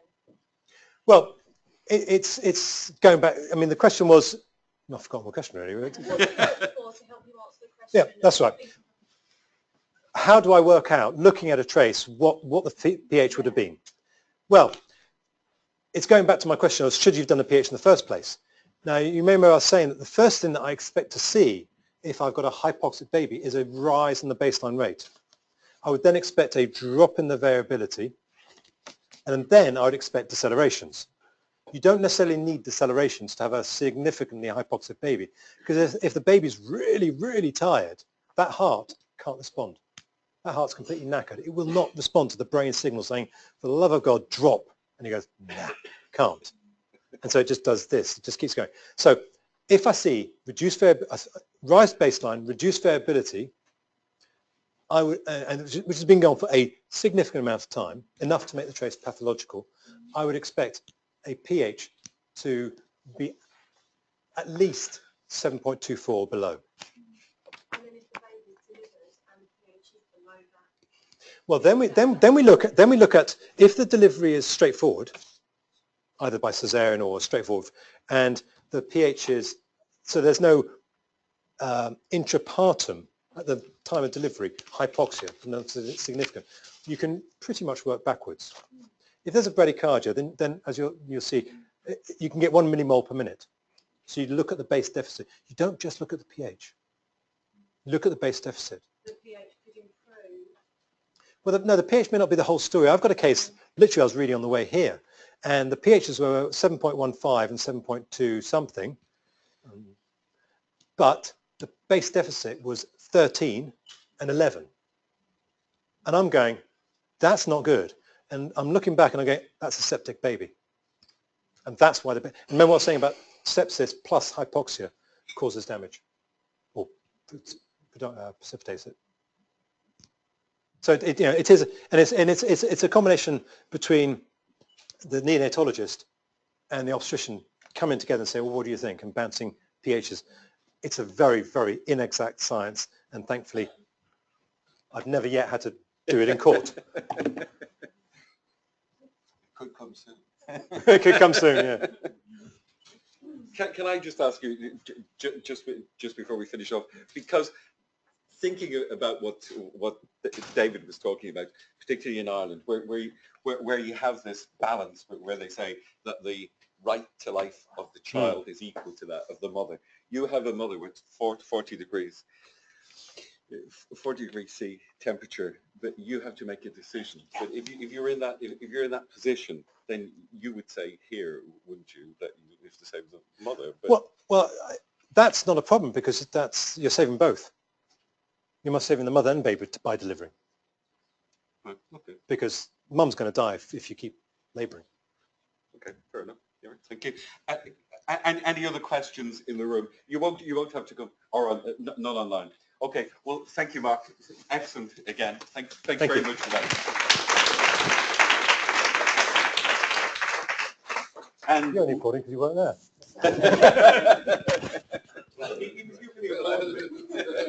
We will arrange for copies of Mark's talk to be printed out, and hopefully that will be done before the end of this evening. Next, a man who needs absolutely no introduction. Really doesn't. I'm very grateful to Master Roberts for agreeing again to come to talk to us, and he's going to talk to something which is reasonably close to all our hearts. It's that thing of cost budgeting. Can you? And we've already had somebody kick over their wine just at the mention of it.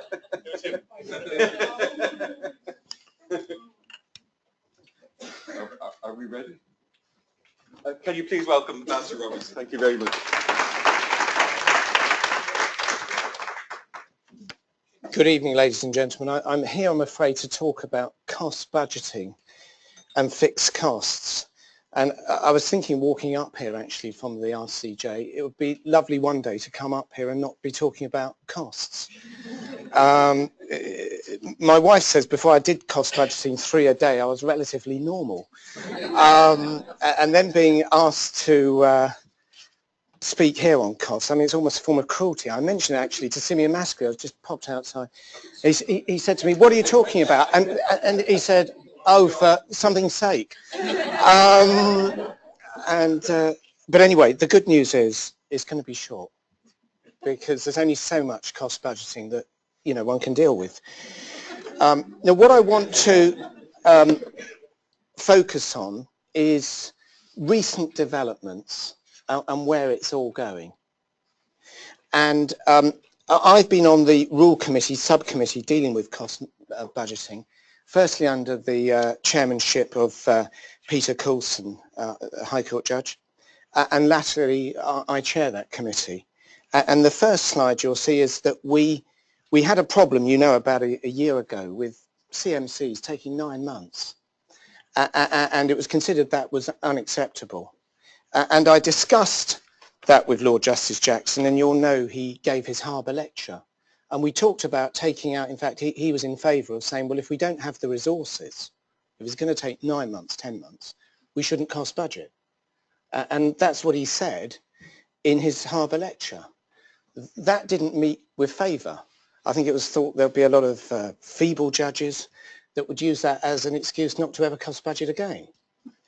And so but we realised that a fix was needed because 9 months was unacceptable. So what you can see we took out were children were taken out on this was in recognition of the fact that these cases take many years if they're cerebral palsy or Erb's palsy. And it was also to reflect the fact that it takes a long time often in those cases before you can get a prognosis. And that's for proceedings issued after the 6th of April 2016. I myself usually exempt children cases even if they're issued before that, unless there's already been a cost budgeting order. If there's already been a cost budgeting order for liability and it's coming back before me for more directions for quantum, well, if it started with cost budgeting, I take the view it should continue with that. But if it's coming to me for the first time, even if it's before that date, I don't cost budget. We also thought at that time of protected parties should be an exemption for the same reasons. That the case takes many years before you can form a view as to capacity. Well, that's an example of where Master Roberts didn't get his own way. And so that was rejected. You can see the second one, limited life expectancy, dealing with the mesothelioma sort of situation or any oncological case where there's a reduced life expectancy. For some reason, we didn't put that actually in the rules. We put that in the practice direction 3E. And then, of course, there are other exemptions you know about if the case is more than £10 million, or in exceptional cases we can dispense with cost budgeting.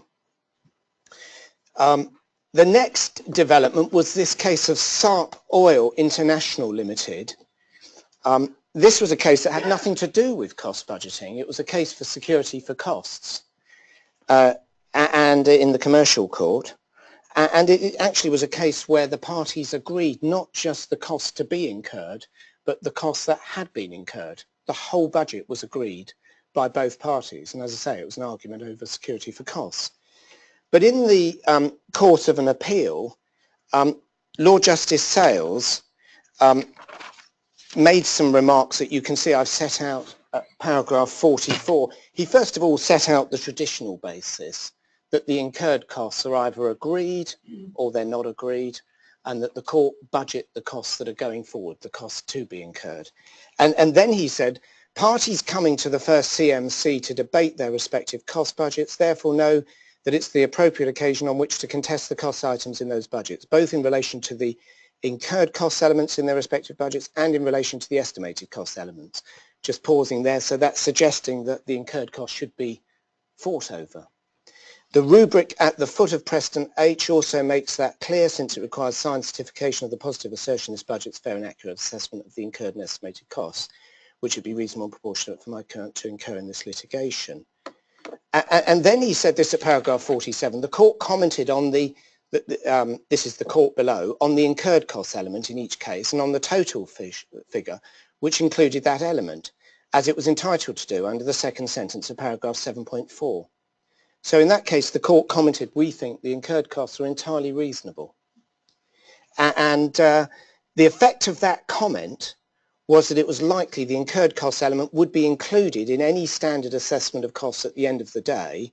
We'll come back to those words, standard assessment at the end of the day, unless good reason was shown why it should not be.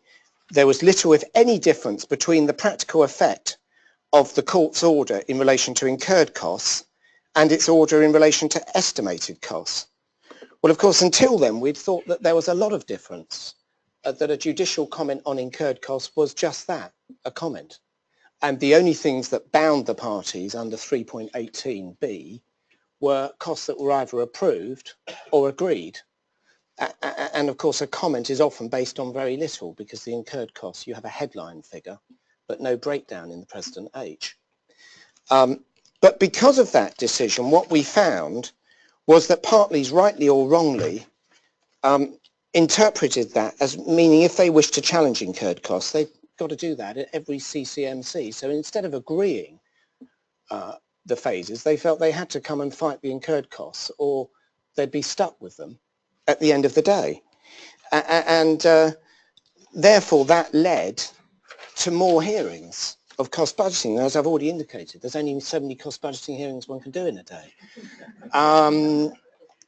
And so the Rule Committee were asked to resolve this. When I was asked to resolve it, I couldn't see a solution to start with, but what we've now got is the revised text is just to decouple the incurred costs and the costs to be incurred, and just to re-emphasize that the court may manage the costs to be incurred, and we've introduced this new concept, the budgeted costs, because the incurred costs are not budgeted. Of course, it'd be going back now 9 years to the earlier discussions with Lord Justice Jackson. It'd be very difficult to deal with the incurred costs, because you get into all issues of legal professional privilege about those, which may come out at the end of the case, but the party wouldn't want to discuss those in front of their opponent at the beginning of the case. And of course, one would be doing a different exercise. One would be doing a detailed assessment of 100,000 incurred costs and a budgeting of the future costs. It'd be even more difficult exercise than it already is. So we've got this new wording, the costs to be incurred, the budgeted costs, and that what we're doing with cost management is only dealing with the costs to be incurred, not the costs that have been incurred. And there I set out what the court in the rule, we record the extent to which they're agreed. So I asked the parties, are the incurred costs agreed? Almost invariably they're not. So I record that They're not agreed, they'll be subject to a detailed assessment if not subsequently agreed. We then look at the costs to be incurred, and the defendant will say they agree the CMC phase, the disclosure phase. I record that. Then I record the fact that I'm approving all of them. Then I do the same exercise with the defendants. What does the claimant agree? And we record that. And so hopefully that problem, and there the revised text of 3.18 that we'll come back to, again, this new concept of approved or agreed budgeted costs.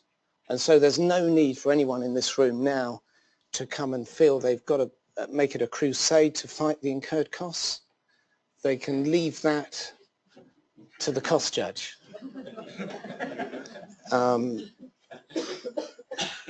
Now, a small thing that we actually did last Friday, which was the costs of completing the Precedent H and costs of budgeting. You know that that's the 1% of the Precedent H and the 2% of the budgeting cost management process. There seemed to have been some confusion whether that only applied to the incurred costs or applied to the incurred and the cost to be incurred. And we've resolved that. We're getting through some of these problems with costs. It probably will take me till I retire to get through all of them. But you can see now what we said is that 1% or 1% of the total incurred costs as agreed or allowed on assessment. So the 1% is of all the costs. If at a detailed assessment the incurred costs were reduced, then the 1% would be reduced. So there's complete, it seemed to me a perfect solution, but then as I was the author, I probably would say that. And that was passed actually NEMCOM, so there was no dissenting there, which is unusual with cost budgeting. Unusual, remarkable really. Now then we've got this little case of MERICS and the interface between CPR 3.18 and CPR 47. And the view and interpretation adopted by the Judicial College is that if costs claimed at or below the figure approved or agreed for each phase of the budget, they should be assessed at that. If they're within the budget, that's what the claimant gets. And that's an application of 3.18 that we've just looked at, that the court will only depart from the approved or agreed budget if there is good reason. And it's reasonable to assume that will be construed narrowly. It won't be, well, I forgot this. Can I add this in? The answer will be no, won't it?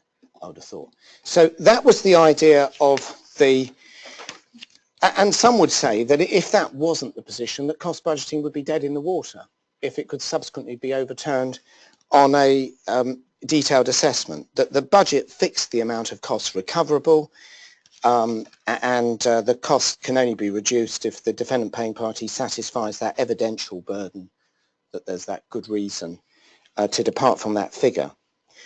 Then came along this case of MERICS, a case taken by the defendants, and this is an argument that is taken by a number of NHS trusts, that and accepted by District Judge Lum in MERICS, that cost budgeting is not intended to replace detailed assessment. The cost judge's powers and discretion are not fettered by the budget figure for that phase, and the budget is one factor to be considered in determining reasonable proportionate costs on assessment of costs under CPR Part 47. And as he says, cost budgeting could be seen as setting out the general landscape for the claim, whereas assessment performed a different function. And that really rests to a large extent on, if you look at the 7 pillars of wisdom in CPR 44.43, the cost budget is just factor H, it's just one factor in that running list.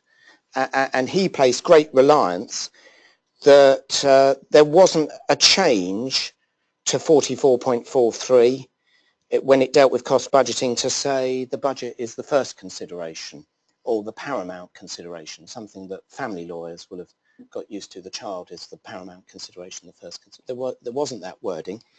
And so he said that the defendants were correct, cost budgeting is not intended to replace detailed assessment. And he relies on 44.43. And of course, also when we were looking at SARP oil, he relies on the dicta of Lord Justice Sales. The budgets approved by Blair J and appended to the order will be a strong guide on the likely costs to be made after trial, which all suggested that there was going to be a detailed assessment. He also relied on the fact, if you look at the practice direction, 3DE, it talks about the court is not carrying out a detailed assessment in advance, suggesting that there is going to be a detailed assessment at the end. That's his interpretation of that. Another interpretation would be it's just simply contrasting that budgeting is not a detailed assessment, not suggesting that there necessarily will be one. And so this case now has put the cat amongst the pigeons. We did consider what to do about it. And I'm always reminded, if one's got a really big problem, the answer is obviously to make it someone else's. And we were, you'll be surprised here, we were never going to reach agreement on this. You could see that if we stayed there all night. And you know I stay up all night doing orders, but if we stayed there all night, forever, it wasn't going to happen. I could see that. So that is now going on appeal to the judge. And I'm sure it's got enough legs, that case, to go on appeal from the judge to the Court of Appeal following that. And so that really major issue, really, of what is the interface, what is the effect of cost budgeting between 3.18, is that the end if you're within the budget? Because the Lum decision is the claimants couldn't go up. They couldn't take the matter up, but the defendants could take the matter down. They could rely on all the 7 pillars of wisdom. They could look at conduct. They could look at proportionality. Of course, proportionality may be entirely different at the end of the case. When it comes before me, the claimant says this is a £3 million claim, and because I know that claimant lawyers are truthful, I believe that. And I've got to be careful of Mr. Trinder here, who has a slightly different view. But the serious point, at the end of the case, it might be in half, mightn't it? Causation issues, contributory negligence issues. So when one's looking at proportionality at the end of the case, it's not a static concept. Proportion is obviously the relationship between two figures, but those two figures are going to change, or may change. That's all I was going to say on cost budgeting. Now, fixed costs, which of course is the next big topic. At the moment I set out are in CPR 45 and deal with RTA cases resulting in bodily injury, employment liability, not disease cases, not dealing with mesothelioma, but employers' liability cases, apart from disease, public liability, obviously dealing with cases you get highway authorities or parks, etc. All up to 25,000. Only cases, of course, they only go into the portal where liability is admitted. If liability is denied, they come out of the portal. In the Intellectual Property Enterprise Court, those cases are up to 500,000. And then there's claims brought by Her Majesty's Revenue and Customs cost in the Aarhus Convention claims, environmental claims. And you know in those that the claim only has to pay up to 5,000 if they're an individual, and if they're not an individual up to 10,000, and the defendant 35,000 on the basis that enables these environmental claims to be brought. Now, so that's what we have with fixed costs at the moment before we get to fixed costs in clinical negligence and fixed costs across the whole of the lower reaches of the multi-track up to 250,000, which we'll come to. The first case I was going to just refer you to was Quader against ESA 2016. This was an interesting case, I think, because it was a road traffic case and it started life as a protocol portal claim. And the value of the claim was modest, well within the fast track, well within the 25,000. And due to allegations that it was a deliberate slam-on accident, you know, one of these claims where the claimant's car deliberately brakes so the defendant can't avoid a collision. the claim was allocated to the multi-track as opposed to the fast track, and a 2-day trial was anticipated. And this is one of those cases, sadly for Mr. Trinder, where the claimant wasn't a wicked liar in the biblical sense, and was vindicated. Not many of them, I agree, but you know, it does happen, doesn't it? And then there came the issue, of course, of costs.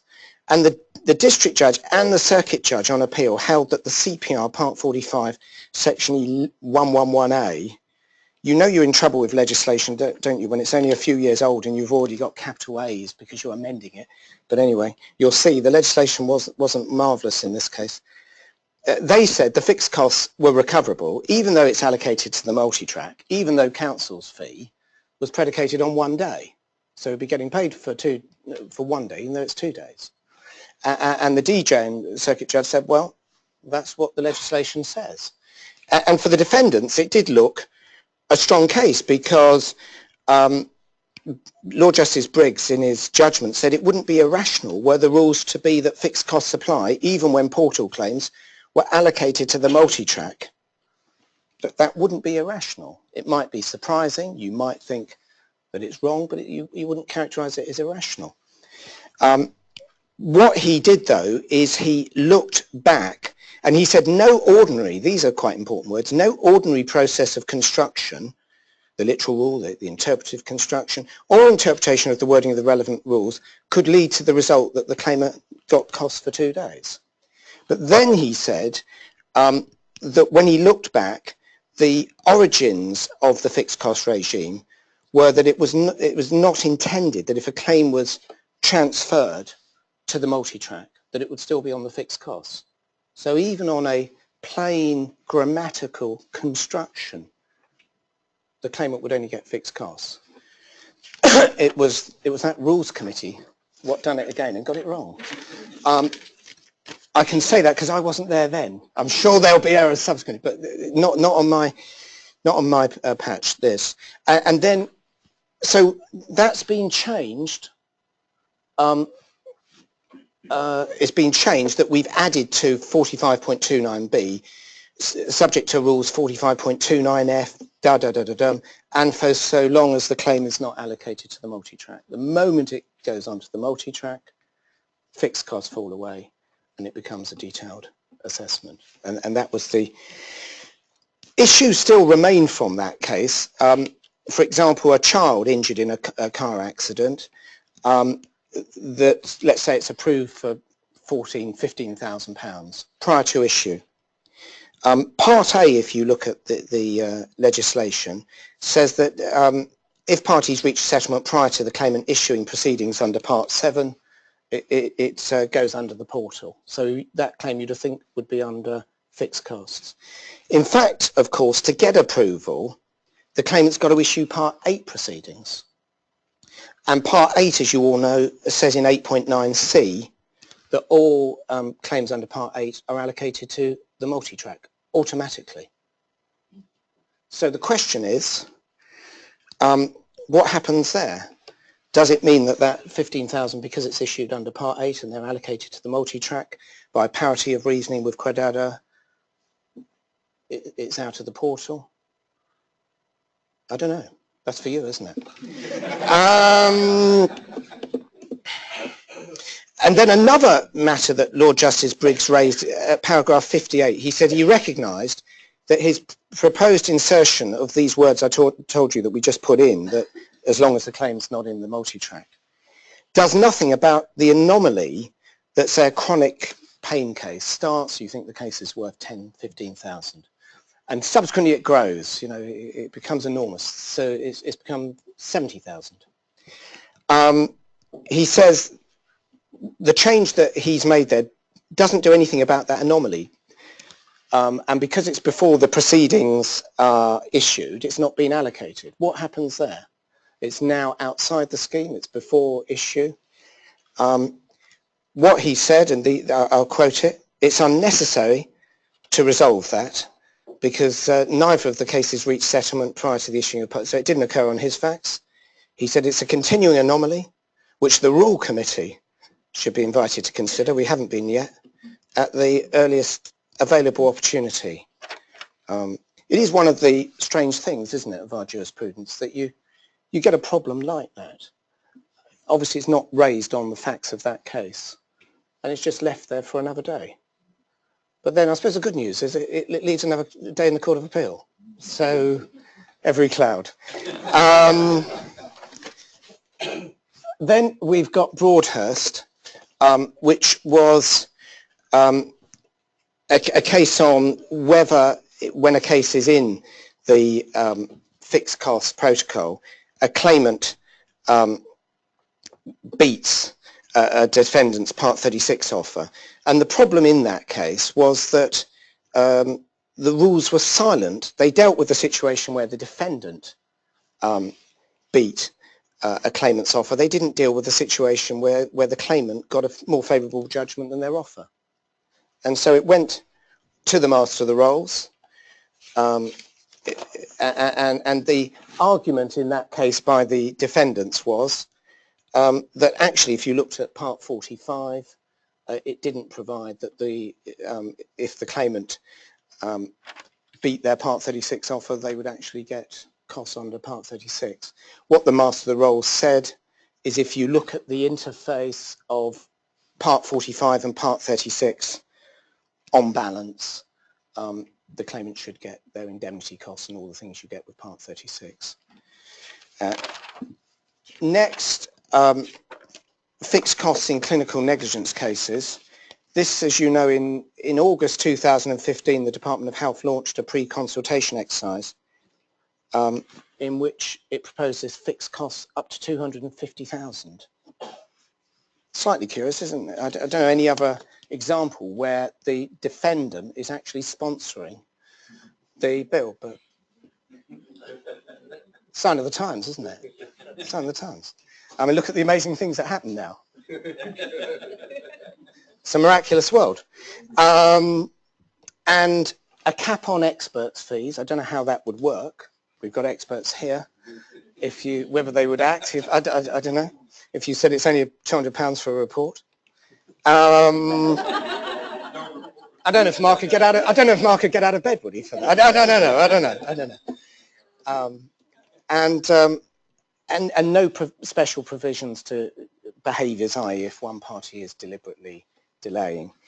Then in October 2000, the object of that originally was that 250,000 would capture about 90% of claims. And that's why with the road traffic and the employer's liability, it's up to 25,000 because that captures 90%. But in clinical negligence, it would have to be 250,000. Anyway, in October 2016, the Department of Health announced that the consultation would be only up to 25,000, and which is about 64% of clinical negligence claims nationally. And then it seemed, didn't it? It just went to sleep. It didn't seem to be happening. And Lord Justice Jackson, I don't know if I've got a slide for you, had said that we shouldn't have this balkanisation. We shouldn't just have clinical negligence on its own. If you're going to do this, it should be across the whole piece of civil litigation fixed costs, not just for clin neg. And he's also said the same in his lecture, the time has come. Avoid lopsided reform. It'd be illogical to fix the costs of a clinical negligence claim on the multi-track, as the government's now proposing, without sorting out the fast track at the same time. Well, it may be illogical, but 30th of January, the consultation opened. And it will last for 12 weeks. Now, of course, it's dealing with claims up to £25,000. And of course, when we look at fixed costs generally, the concern always is access to justice. Whether you fix the costs at this level, it effectively means that they're not justifiable, that lawyers and experts will not work for those fees. So that's going along. And then at the same time, we've got Lord Justice Jackson's review of fixed recoverable costs. He was commissioned by, you can see, Lord Thomas, Lord Chief Justice, and Sir Terence Everton, the Master of the Rolls, to review fixed costs to be completed by the 31st of July. You can be sure of one thing, can't you, that he will deliver that on time. Whenever he asks any of us to do anything, it's, when can you do it? And you feel like saying, well, What about next week? Tomorrow? I say, Rupert, it's Friday. It's Friday night. Seriously, you wouldn't want to go to a mental gym with Rupert Jackson. His work rate is prodigious.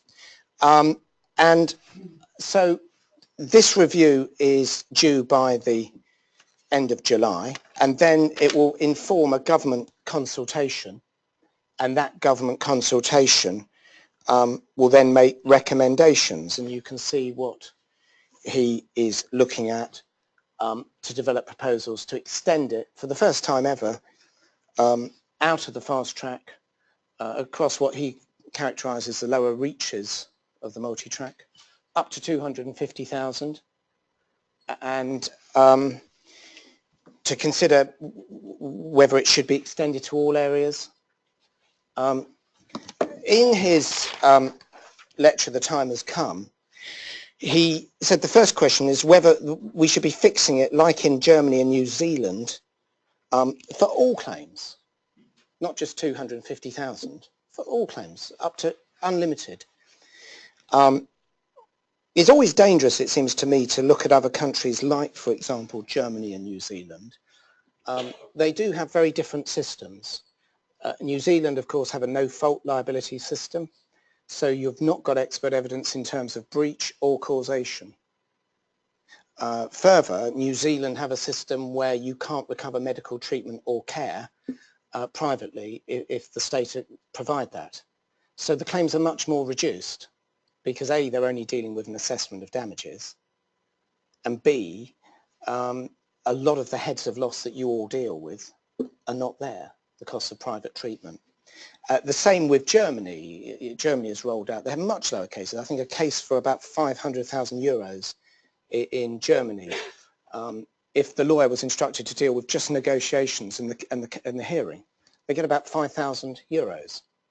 I mean, unbelievable figures to us. But then, of course, Germany is an inquisitorial system. The expert evidence is all obtained by the judge.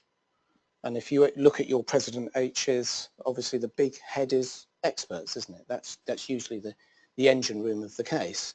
In Germany, where the judges are commissioning those reports, it's different.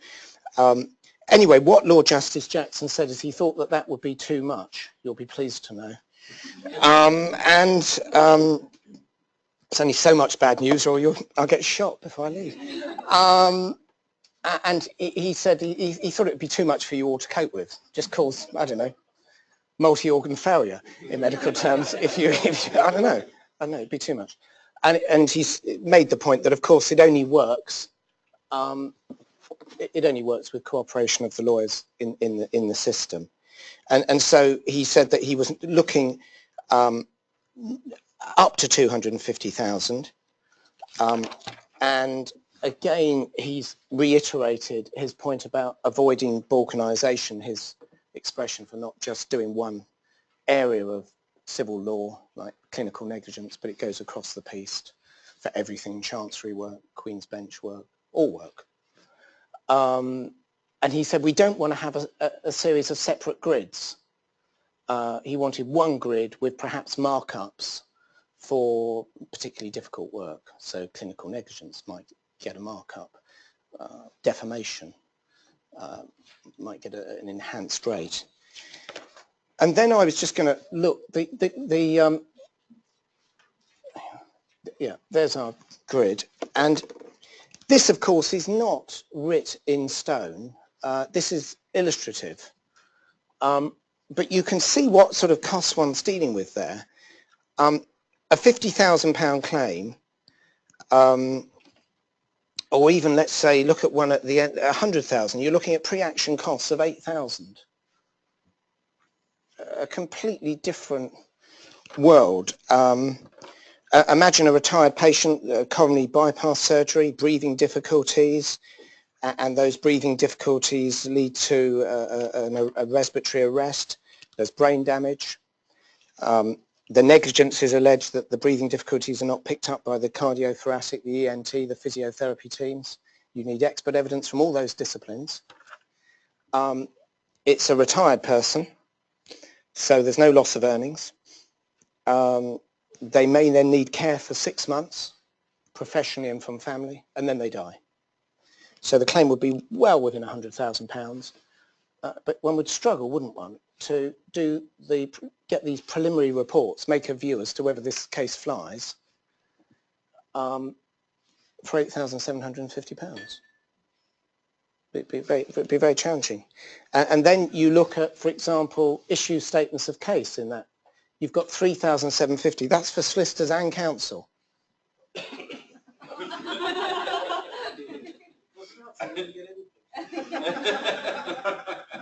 Yeah.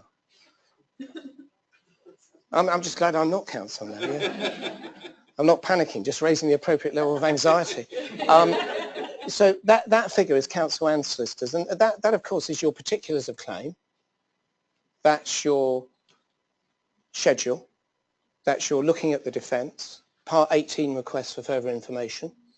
Any amendments.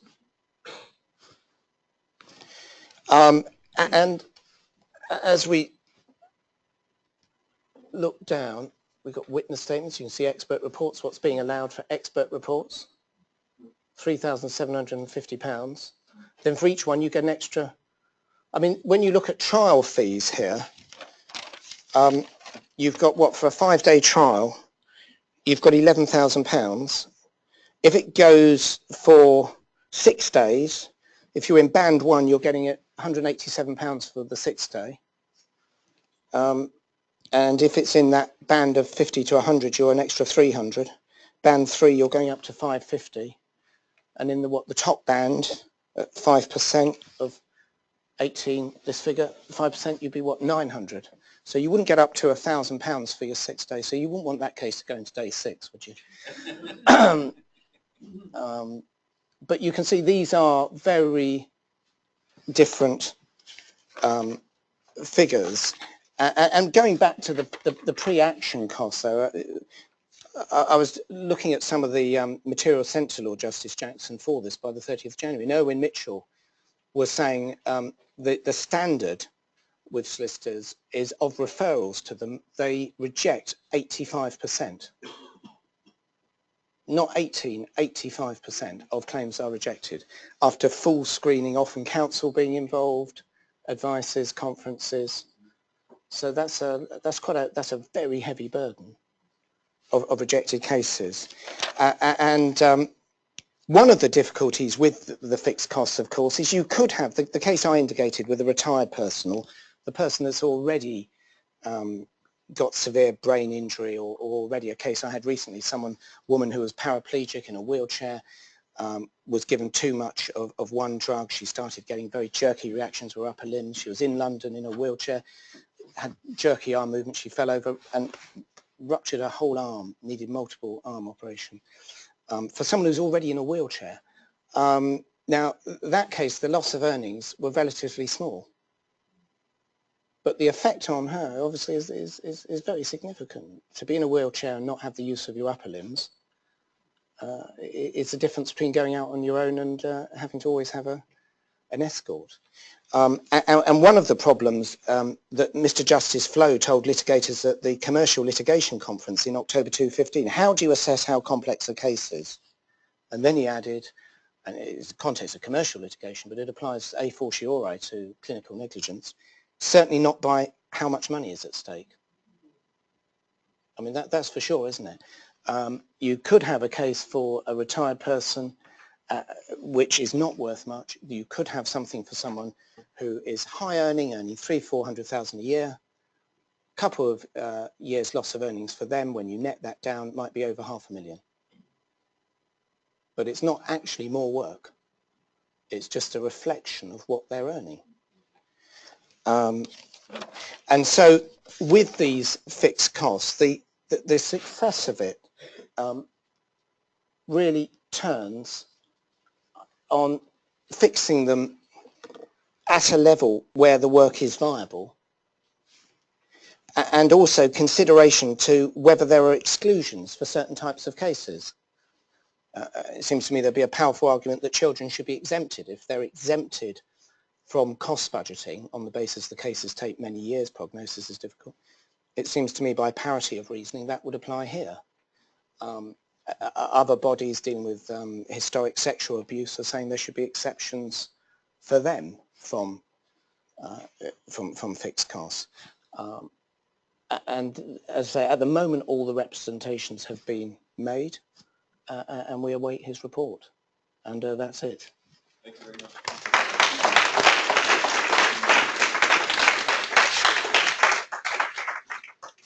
Master Roberts, thank you very much for that very informative, if slightly depressing insight into what's happening.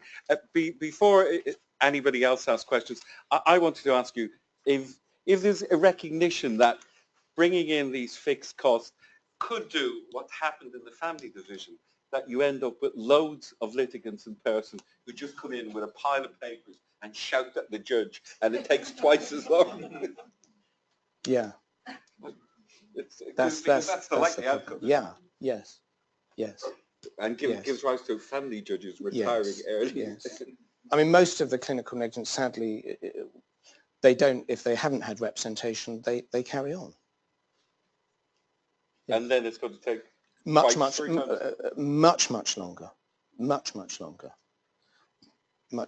It can take the Court of Appeal a much longer time just to understand what the issues are.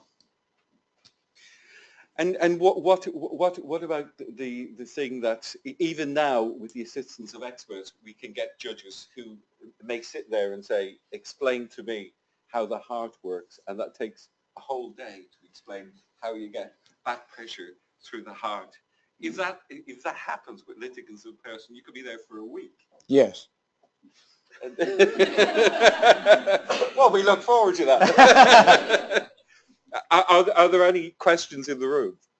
That shy and retiring Mr. Masquerade. Is it an easy question? No, of course it wasn't.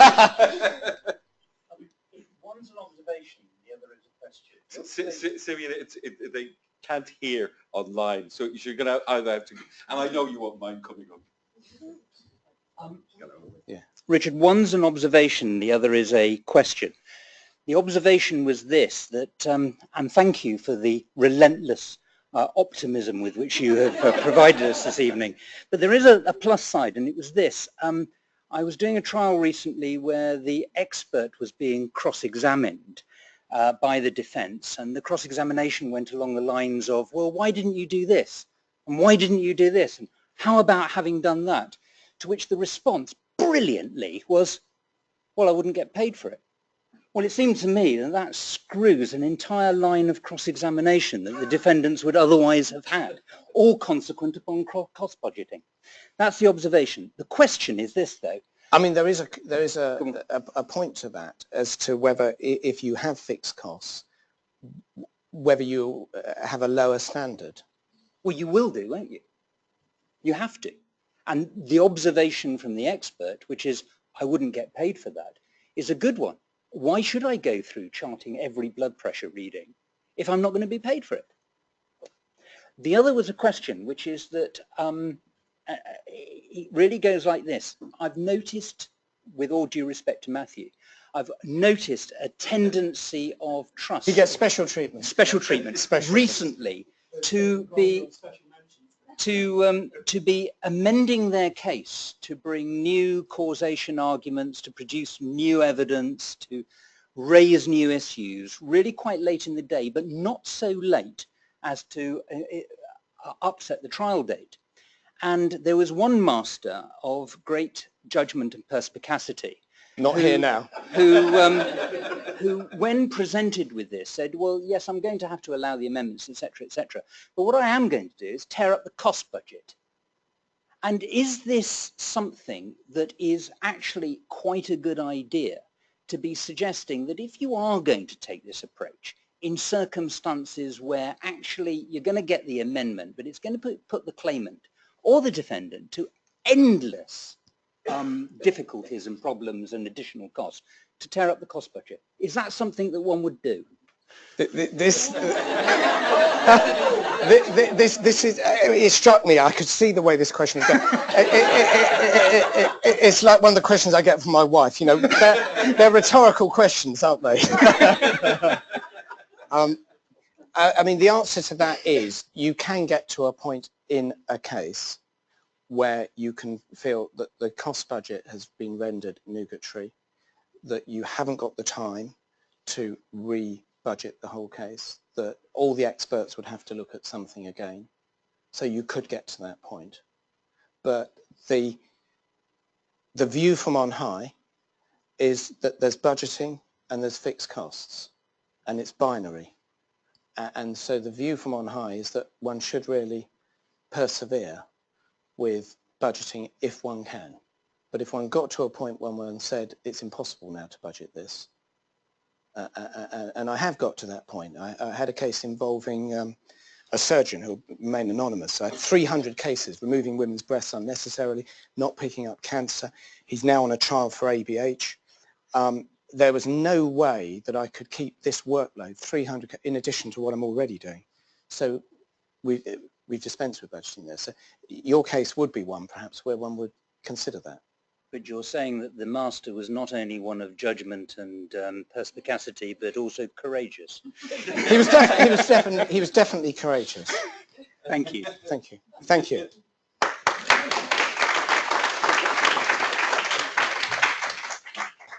Thank you very much, Master Roberts, and thank you both to Mark Waterstone and David Bogod as well. Can I please remind you to fill in the feedback forms? They are really important to us when assessing what's working and what's not working. And can I remind you that next week we have our own Richard Baker and Corona Judge Coe, who used to be in Chambers, is in the chair, and we have Mike Ingram and Mark Vanderpump talking about endocrinology, both in GP practice and when it moves on to the consultant. And thank you all very much. You know, it's £10 million, but that's for the parent's life, doesn't it? Yeah. I mean, you have a different